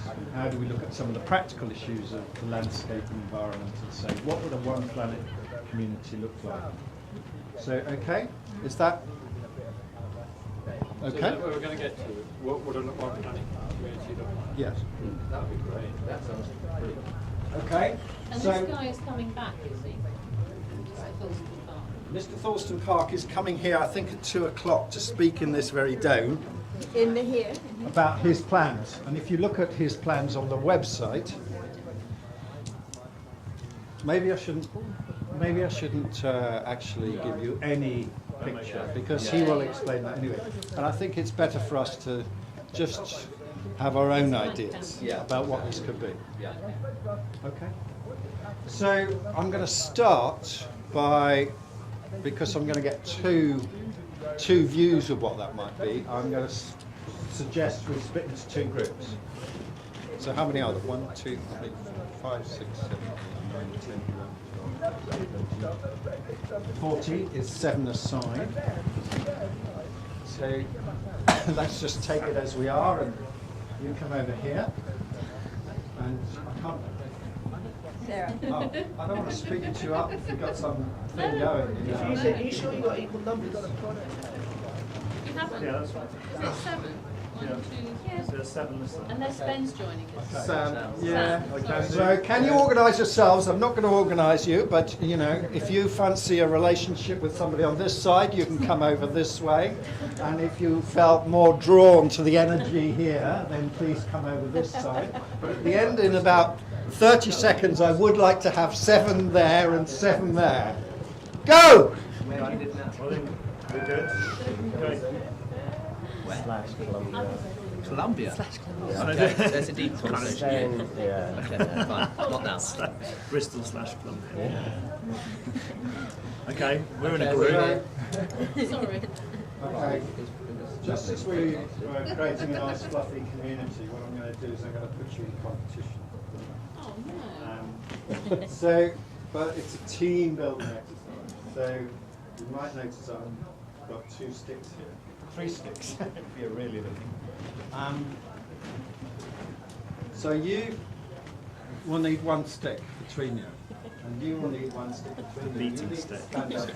Right, you're better staying line, okay? You have the cane. Because I have the stick. I've got the cane. What's so much pressure? And Sam, you're part of this group. I am. Well, massive heart surgeon through my body right now. Okay, now you're going to play a game, because we like playing games. I like playing games. And it's fun, and we'll see what happens. And we don't know what might happen. So this is a stick. I'm just going to show you, well, you can hold on to that one. And I'm going to show Power's you back. this one. So the stick starts in a horizontal position. And it's held up by 7 fingers. Mm-hmm. So if you have 3 one side and 4 the other side, that might work. Okay. Get in position. So the first challenge, and the fingers should be underneath, and will only be underneath. Keep your hands down. Don't lift, don't lift. Yeah. Everyone stop raising. How are we doing? Are we trying to do it before? Hang on. We're We're just trying to hold it. Okay. Keep going up. Can we make a concerted effort to lower it? Everyone down, please, down. Right, can you put yours down? Put yours. That's it. Take yours. Oh. Just come and watch this. Come and watch this. 7 fingers, guys. No, there's only one finger there. Start Can it at be, this level. You say 7 fingers, but could it be like 5 fingers from one person and 2 from another? What about thumb? Each We had ours with with a a finger on the underneath. You guys are struggling with that, aren't you? Each, right? Now, I'm going to be the adjudicator, and if what you're trying to do, once they've actually just hold it, don't push it up, just.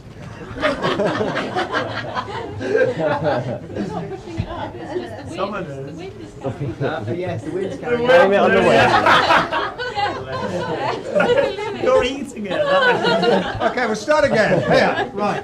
7 fingers. Have you cracked it? Yeah. We nailed it. We've Oh, got yeah. it. We're so impressed. Please stick us. Shall we carry on with our Now, you know what I'm going to ask you to do? You are struggling. I'm going to ask you to lower this Yes. to the ground. Yes. Okay? Oh, Now, no, you no, have to work no. as a team. Trust me with that. And if I, as the adjudicator, find that there are less than 7 fingers stuck on the underside of that, then I'm going to put you back to where you started. Okay. Okay? Can we have a look and see what they're doing? So you can come and have a look at their performance. Okay, come on then. Oh no, it didn't come by flooding anything. Oh, yeah. This is time for us to finish what you want. Get a knuckle on it and then just move down. Everyone low down. Let's get everything involved. Everyone got full on it? It did come by. This end is coming down. This end is going down. Yeah, look your end. Go down. Down there. It might make it You guys easier. just come down a Yeah, little that's it. Level fingers are definitely easier. You guys just come down a little. Okay, now you guys, Where's your finger gone? you line up here. Okay. Wait a minute, give me that. Line up here. Bend the knees. Bend the knees, that's it. Bend the knees, that's it. We're doing good flat. 7 fingers. Level. This side needs to come down a bit. This side. Bend your knees, bend your knees, bend your knees. You're trying not to go up. So can you get your finger on it? I try, but I leave my finger here. It's not going up again. Everyone, you must just be in the same place. Just so you can feel it and not any more. Just don't move your hand at all. So just feel it, but don't allow any pressure to go on it at all. That's it. Ready, steady, bend your knees. Okay. Down. Very good. Yes. No, I don't think the bending these things No, help. Roger, you're not bending. Yeah, because you're not bending. No, I don't So we think start. We start. So all these See, when you're guys have bending to your do. knees, you're taking your attention off of Who's holding up? the pressure. What you have to what you have to do is We have to physically get down on the Yeah. floor for this to work. Otherwise, we You're start never bending- going to manage. Look, I can do that Okay. without getting on the floor. Okay, we'll bend our knees because. Okay, But everyone what we do have what to Roger just did. concentrate Ready? on- 1, 2, 3, go. Do what Roger did. Do what Roger did. No. Finger on. Keep going down. Come on, No, Roger, look, why can't you just do what you did? can you wait a minute? No, I've got. No, you're not See, allowed. look, that's what you just did. Is Cheating. 7 people do it. No, look. What we have to do is just so you can feel it, Start but lower. you're not pressing at all. You just go for it. So just no. You've got to have your finger on it. I can't because the people are putting No, but don't push it. I know, Just push it. touch it. Just touch it. All right, just touch it. But I don't. So who's pushing too hard up I there? don't know. Somebody, because I'm not. Just it's- touch it. Just touch it. Okay? Just touch it. No, you're not touching. You've got to touch it. But no more than touching. All right? And now, allow it to come down. Okay? So everybody just touch slightly less strongly. Okay? Slightly less. Slightly less. Slightly less, but stay in contact with it. Slightly less. At that end, you need to be slightly less. Down. Slightly less. That's it. Slightly less. This one must be too strong. Here. Just slightly less. Slightly I do think less. the wind is having an influence here. But don't push up. Don't push up. allow it to go down, just very, very gently. Only touching, okay? Not pressing at all. Not pressing at all. Just touching. Now down, everybody just... No, you've got to stay touching. I'm having So, trouble with so that. one of these fingers is pressing too hard. Right, if I take my finger off, see what happens. Yeah, nothing. Can we try something different, which is where we all just line our hands up? Or here in the Just line them up on the same level and don't move your hands at all. Okay. Just unless they're being pushed down by me. Alright. Okay, Sadie, move your hand there. Okay. Okay, now don't think about the thing, just everybody look at the person to the left of you's hand and lower your hand slowly at the same level as them. Oh, that's good. That's good. I like this. Can we take it that way? I like this. Descend down. Joe. Whoa, it's really coming this way. Why is it coming? Can we walk it back a little bit? Fingers on, please. Oh, come on. This one needs to come down a little bit. Lower your hands at the same... Yeah. Just breathe. I can't reach. Thank you. Keep watching the hand, don't watch the thing. Okay, so we're Gillian, that is not touching. This. Okay. Okay, we're going up again. Down. That was me, I'm sorry. I want you to walk it that way. Keep going. Okay, we're going down. We've raised up. Down. Just bring your fingers down. Why? Hopefully just go down. Just go down. Right, get down, go down. 1, 2, 3, down.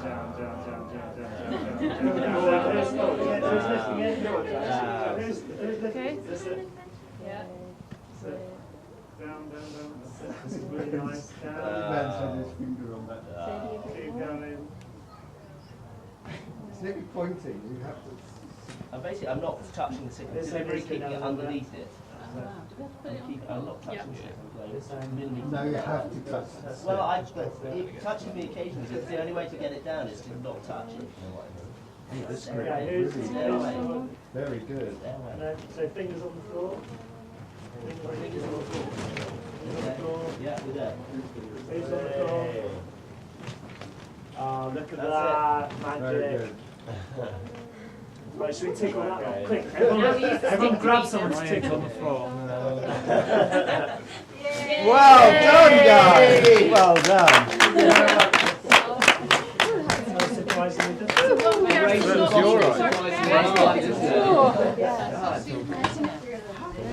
It was much easier, wasn't it? Closer together. Yeah. Good.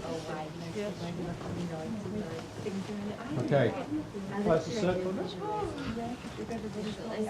Good going. Up again. Should we bring the chairs in a bit? Yeah, let's back in a bit.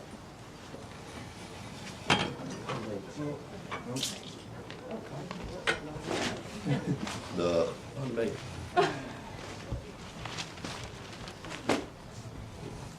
So are you going to talk about that exercise? Hmm? Are you going to say anything about Yeah. it?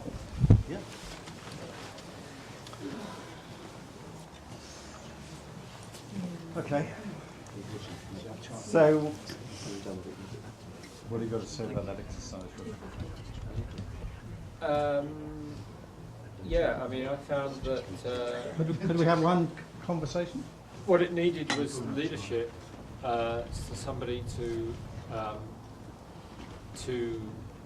communicate with all the others and get to a point where there was an understanding about how much pressure you put on the stick. And I tried to do that, and it didn't seem to work with the method I was using. And then, Danny, your name? Charlie. He took over, and his method seemed to work. People seem to be more interested in doing Charlie's thing than they did in mine. You were quite forceful, perhaps, with the way you were. It wasn't personal, Roger. It was the fact that your method wasn't working and we needed to try something else. That's all it was. Fair enough. And Charlie's method was very simple and straightforward with a one-line instruction. Indeed. Rather than Clarity. repeated instructions that weren't leading to the outcomes. But it was a development on your idea. Indeed. What's the difference between the two instructions? Well, I was trying to get people to concentrate on the amount of pressure they were putting on the stick with their finger. So I was kind of barracking each person. Oh, you must be putting too much pressure. How much, you know, and So it's your fault. everybody was It's kind your of getting a little fault. bit No, but- offended by it. But yeah, it was quite. It Direct. created a reaction in me personally. Yeah, okay. So it was almost like, well, just stop. Yeah, you know, just no. go away. Yeah. What did Charlie? Whereas Charlie just said a one-line thing that made total sense, and that was easy to follow. Everybody move your finger down. I just got everyone to line up their fingers at the same level at the start, like by just literally just pushing the thing down so we're all on the same level, and then said, okay, now we'll start, and just keep your hand going at the same person on the left, at the same rate as the person on the left of you, and just keep moving your hand down at that rate. And if anybody sort of started going up, sort of going a bit wobbly, then somebody would say, oh, could so and so on the end just move a little bit further down, or whatever. Self-regulate. Who said, focus on the hand to the left of you?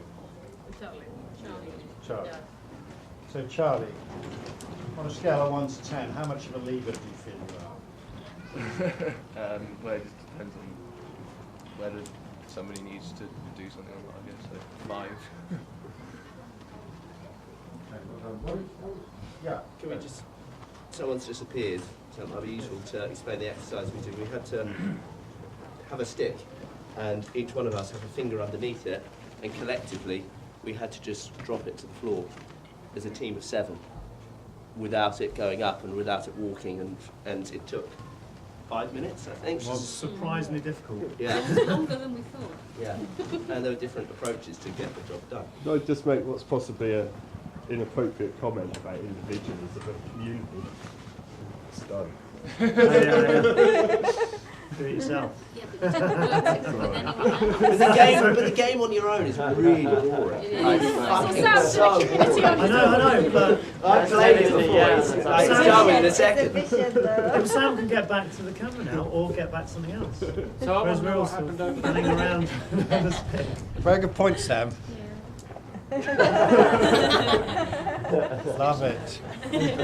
Well, what's that African proverb? If you want to do something quickly, do it on your own. If you want to take a long time over it, it'll go a long way. Do it collectively. Become a committee. So, not quickly. What was your?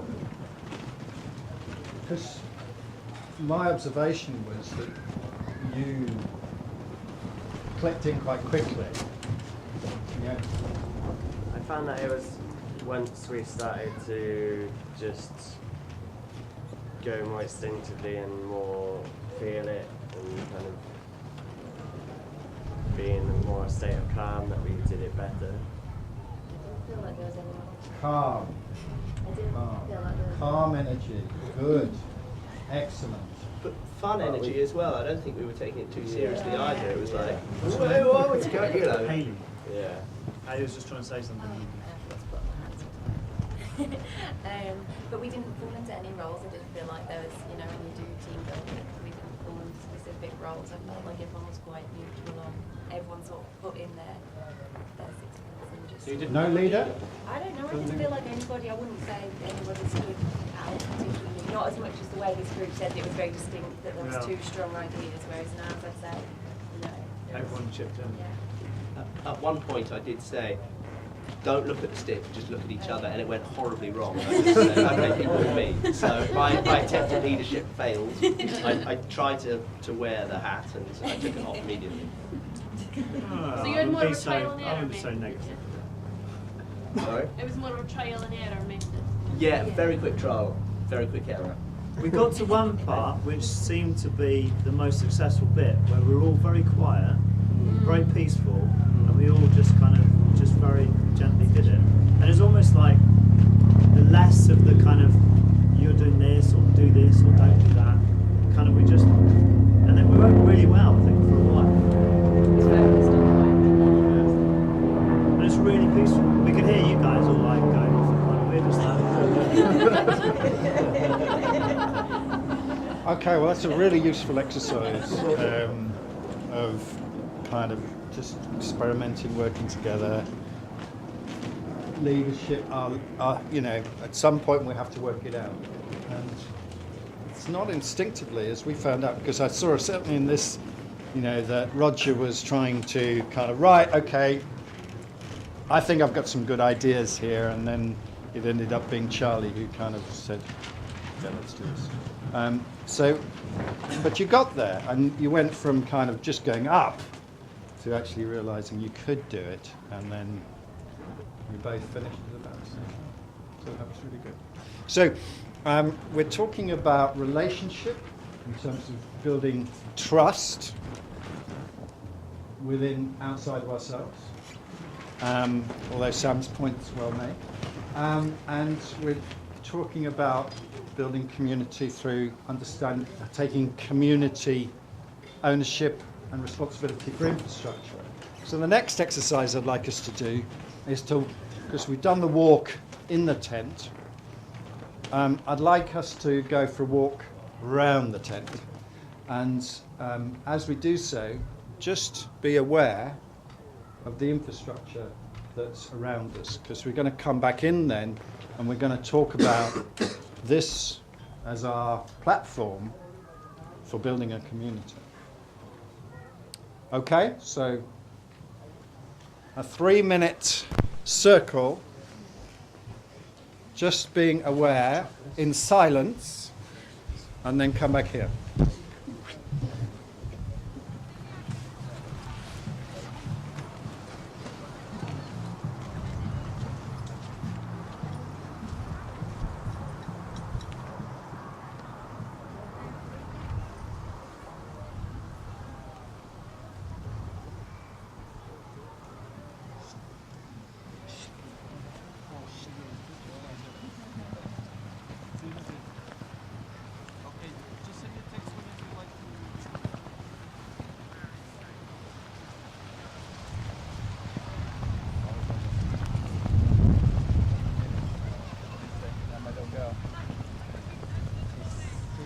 Watching a film down in the van because it's a bit rainy earlier, and she probably wants a wee.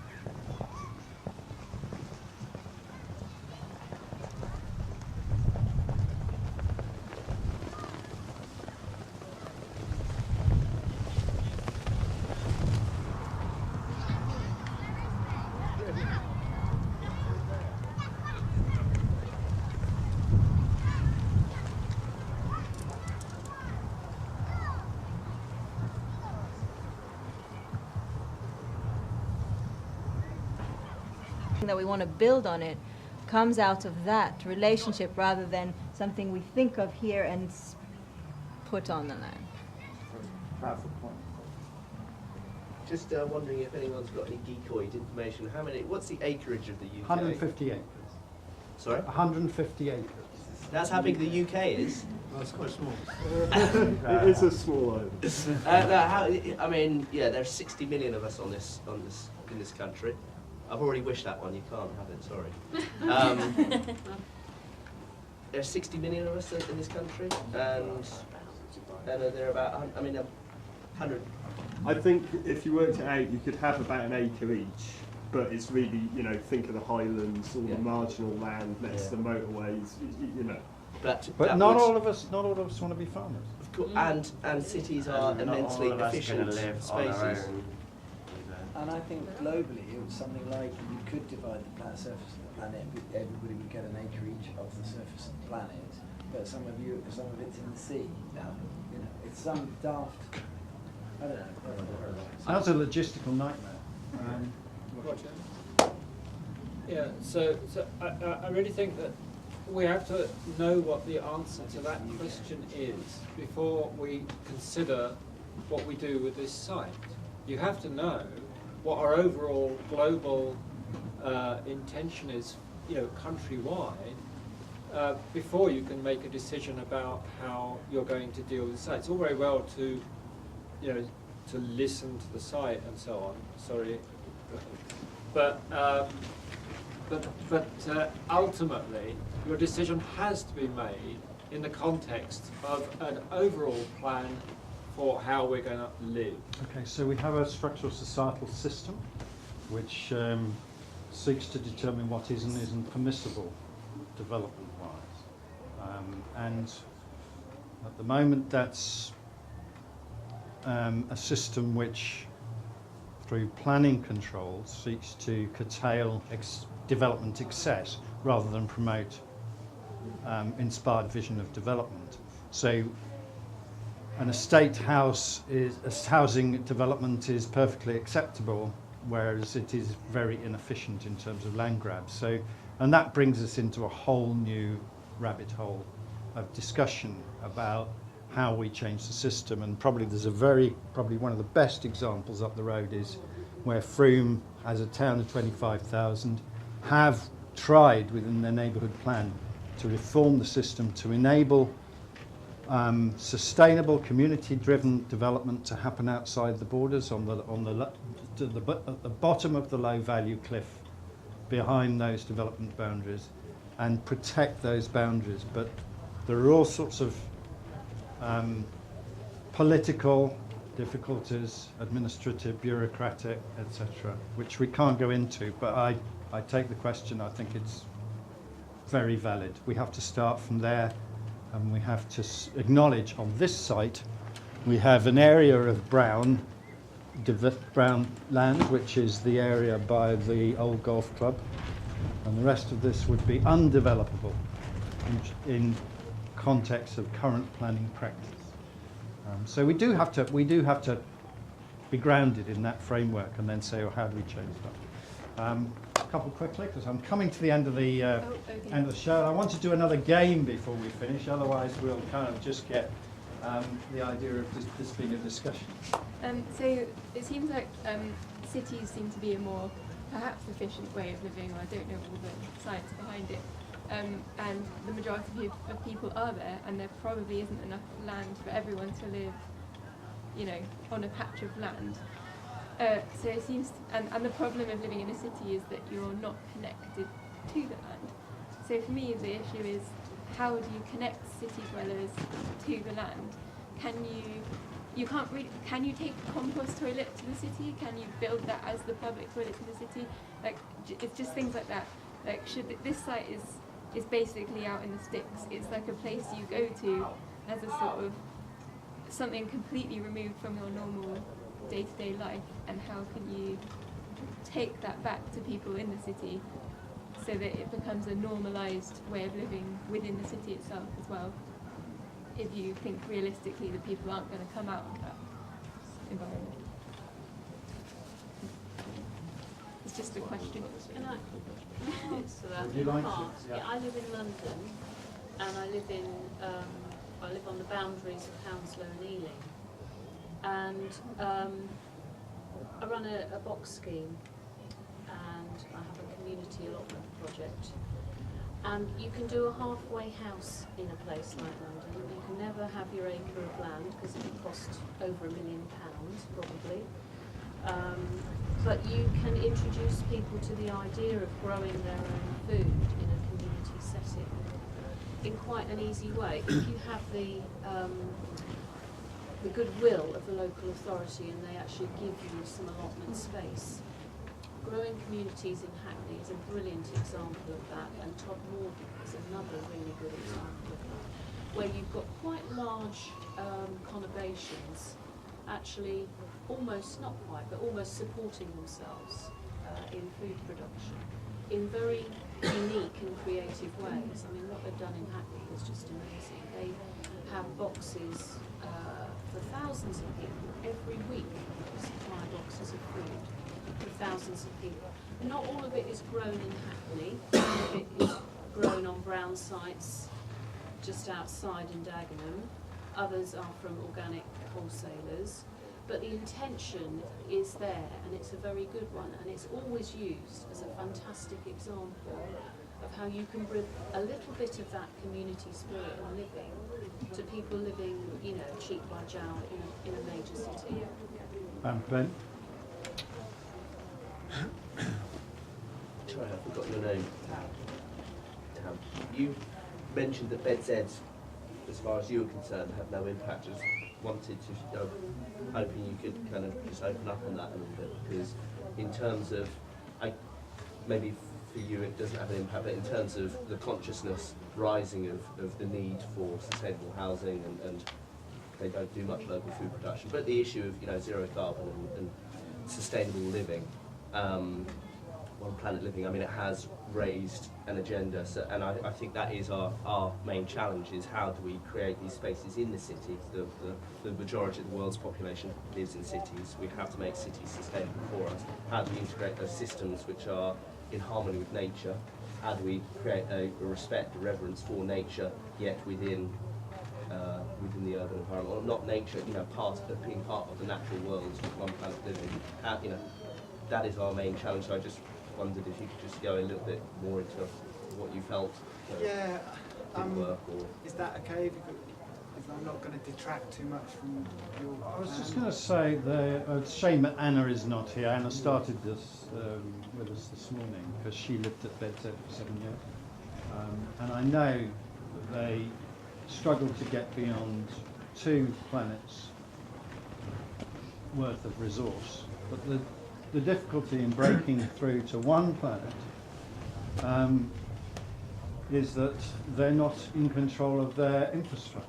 So if we start to wrap that 1 planet idea around the infrastructure providers, so in Bristol we're looking at 400,000 people, and we have a lot of influence over infrastructure if we can achieve that. And I think what that also does is it says, okay, if that's an aspiration for a community of that size, that brings in a lot of people who are outside this debate and discussion because they're not going to be here at the One Planet Festival. And, you know, they may at some level have see the opportunity because it affects them as well. So that's what I would say, and I realise there's only so far we can go without that, unless you are on the land, in which case you are autonomous. So we also recognise that within this festival tribe, there are those who aspire to have their own isolated single yurt or pocket of, in which they can completely control their environment, and then there's those who actually just want to be more connected and perhaps responsible, but not, you know, we've done a lot of playing here, so, you know, I think it can be very heavy, the idea that the planet is in crisis. Well, the planet's not in crisis, really, as you said, it's human mind. But, you know, we need to get to enjoy this and leave a legacy that our kids can enjoy it. Can I just respond? Yeah. To those bits. I mean, it's not that the BedZeds failed. I just think that it aspired in the beginning to facilitate one planet lifestyle. The whole thing about cities as opposed to towns, you know, a town with an umbra of countrysides, and so those veins and arteries supplying those services can be quite small. But with a city, by its nature, for me, suggests an element of unsustainability because those towns, those veins and arteries need to be so massive. Coming back to here, I would just say, and I'm not saying that everyone needs to grow their own food at all. You know, we're always going to have a need for doctors and metal workers and specialists of all kinds. But it is the connection with the land, and for me, I think it's going to be really difficult to have a developer-led process. One of the things that I've witnessed at Lammas is people coming with no experience of growing food, no experience of building, connecting with the landscape and connecting with the land resource base, and through that exploration, discovering who they are and building their own kind of homes, some of which are funky, and finding their own kind of land-based livelihoods.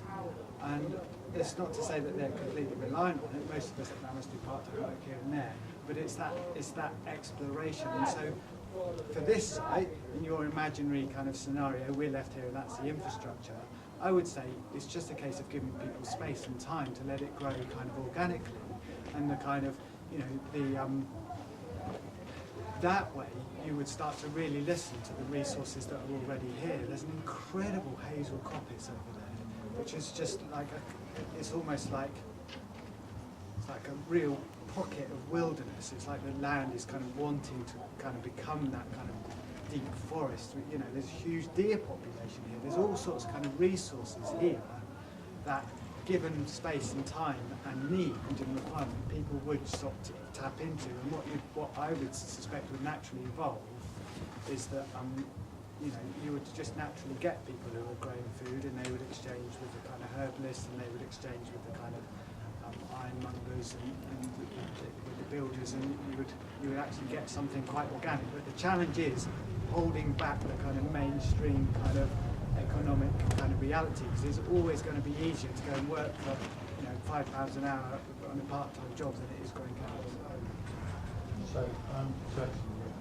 yeah, I just wanted to add in that we originally the sort of idea, the discussion was about what can we do with the site and how could it, particularly because the owner's coming later on, so it's what could we present, or what could we sort of have manifested slightly in our minds about how this site can happen. And of course there's a real need, like most of the population is sort of heading towards cities, and that's across the globe. Cities are going to be an issue we need to try and resolve. And there's loads of case studies all around the world of exemplar and things that haven't quite got there and things that could have done a bit better. And I think even on places that are amazing, like your project, I'm sure you could probably report back saying things that could be done a bit better to support it and make it work well. And I think it's almost like, rather than getting caught up on what the overall society needs, if this site is going to be looking at a One Planet project, then it should really be going down as an exemplar route as possible. So, you know, as Tal was saying, maybe this site should be like a Lammas type scenario, where people really are working on land, because Lammas has got an amazing education space now, where people come in, people see what's happening, they can explore, they can be involved, and then they can take that back to their own lives or wherever they're going further. And kind of doing sort of a half, like time is against us in terms of resource and climate and things that are, you know, energy resource, material resource, everything around it, that actually we need to act now as quickly as possible to do something that is almost like slow and small and low impact. Because actually kind of going, well, actually people do want to have a bigger house and they want to drive because they're going to be working in Bath and Bristol and you know, it's good. It's actually we lose a little bit of sight of the opportunity that we've got potentially with this site to do the right thing as best as possible. Well, Cal had his hand. I produced some plans this morning to hand out, and I forgot them, so apologies. And I have just one picture here of what the site looks like, but there's more on the website, which is Thorsten Park, if you Google that. And there's more about the owner's ambitions, but you will learn more about that when they come to talk, when James comes to talk here at 2 o'clock. And I invite you to, you know, challenge him or not, or listen or whatever, engage. But he came saying, you know, we want this to be a One Planet community. I had hoped to have the time today to go into that a little more in terms of how we might practically engage with those 10 One Planet principles on a site like this. Maybe a workshop for another day, but it just, I think something Tao said about what the opportunity of community releases is something that builds within us an idea of our capability and frees a lot of perhaps the label context of our lives where we believe we're trapped. And that may be, you know, a recognition that in a generation we have lost a lot of skills. We've lost a lot of simple skills of growing, building, and I recognise, having spoken to an awful lot of groups who aspire to have something more than a persimmon home, that the journey seems huge in capacity building. So we are setting up and have set up a company called Community Juice, which we hope to bring in resource, money, skills and support to be able to go out and buy sites and offer a platform for development both in cities and in towns, and help people break through and help them with the capacity issues. And I think we need to, I will come, you know, I think it's very good that James comes to talk to you and talk to us. And when he arrives, he may seem like an alien being, but I think I could have looked at myself in the mirror 2 years ago, 5 years ago, 10 years ago and said, well, I don't recognise myself in the way I do now. And we do need to engage with bankers and developers, and because these are essential components. If we don't engage with the landowners, then we're only dreaming the ideas. So I come from 30 years in working in property, a very practical base, and I now want to kind of put that to use and atone for some sins, and help communities flourish and provide support for that. And I recognise there is a capacity bridge, because we need to come down from the clouds and to be prepared to make mistakes along the way. So Do you have a website, Community Juice? we're just building that at the moment, Community Juice. So I hope in a couple of weeks we will have that together. We've formed a company. I hope to work with Jackson and with the guy who owns the Self-Build Centre in Swindon, and we're looking at working with some investors with the idea that we're providing homes for people who do not have capital or limited capital, but also provide a home for people who do have surplus capital, rather than putting their surplus capital into Canary Wharf for those guys to take the piss, frankly, and offer them a return on a share price, which doesn't really mean anything. So if we can combine both ends of the telescope and bring out all of that into the discussion and debate, then I think we start to really shift things forward. So I've got nothing. Sorry. I do.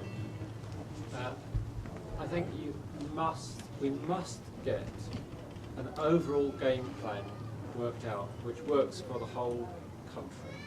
It's not adequate to just approach these individual projects without doing so in the context of a plan which works. We have to know what our plan is. We really must have it.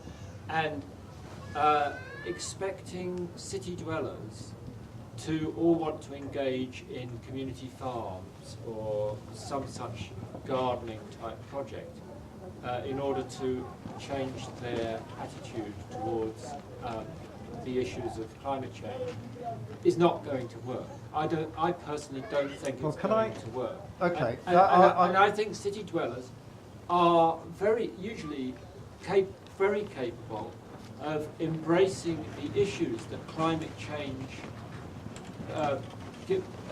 brings up and responding to them. It's you know, because they're already living in a way which is actually very efficient. You know, they are better placed to travel by train from one place to another than we are. Okay. I'm going to bring this to a close, and I think what I would invite you to do, and I was going to do an active exercise, but somehow I feel the energy isn't quite on it. So I invite you to think about the one in one planet, and recognise that we all have a contribution to make. And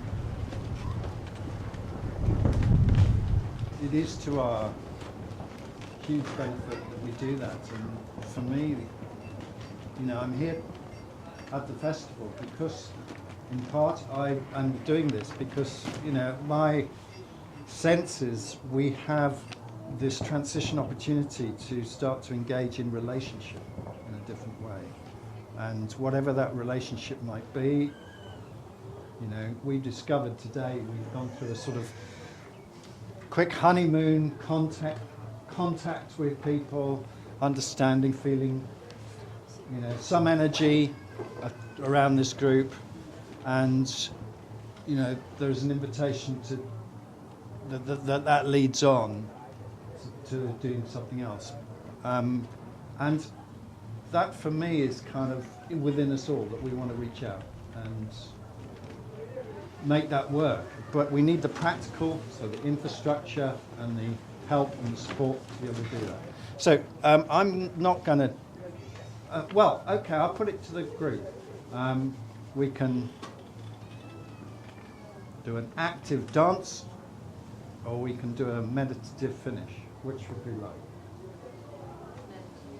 A meditative finish. Okay, so in Quaker style, as I'm Quaker, can we perhaps just sit for 2 minutes, close the circle, and just reflect on what the one in One Planet is. So, okay, thank you.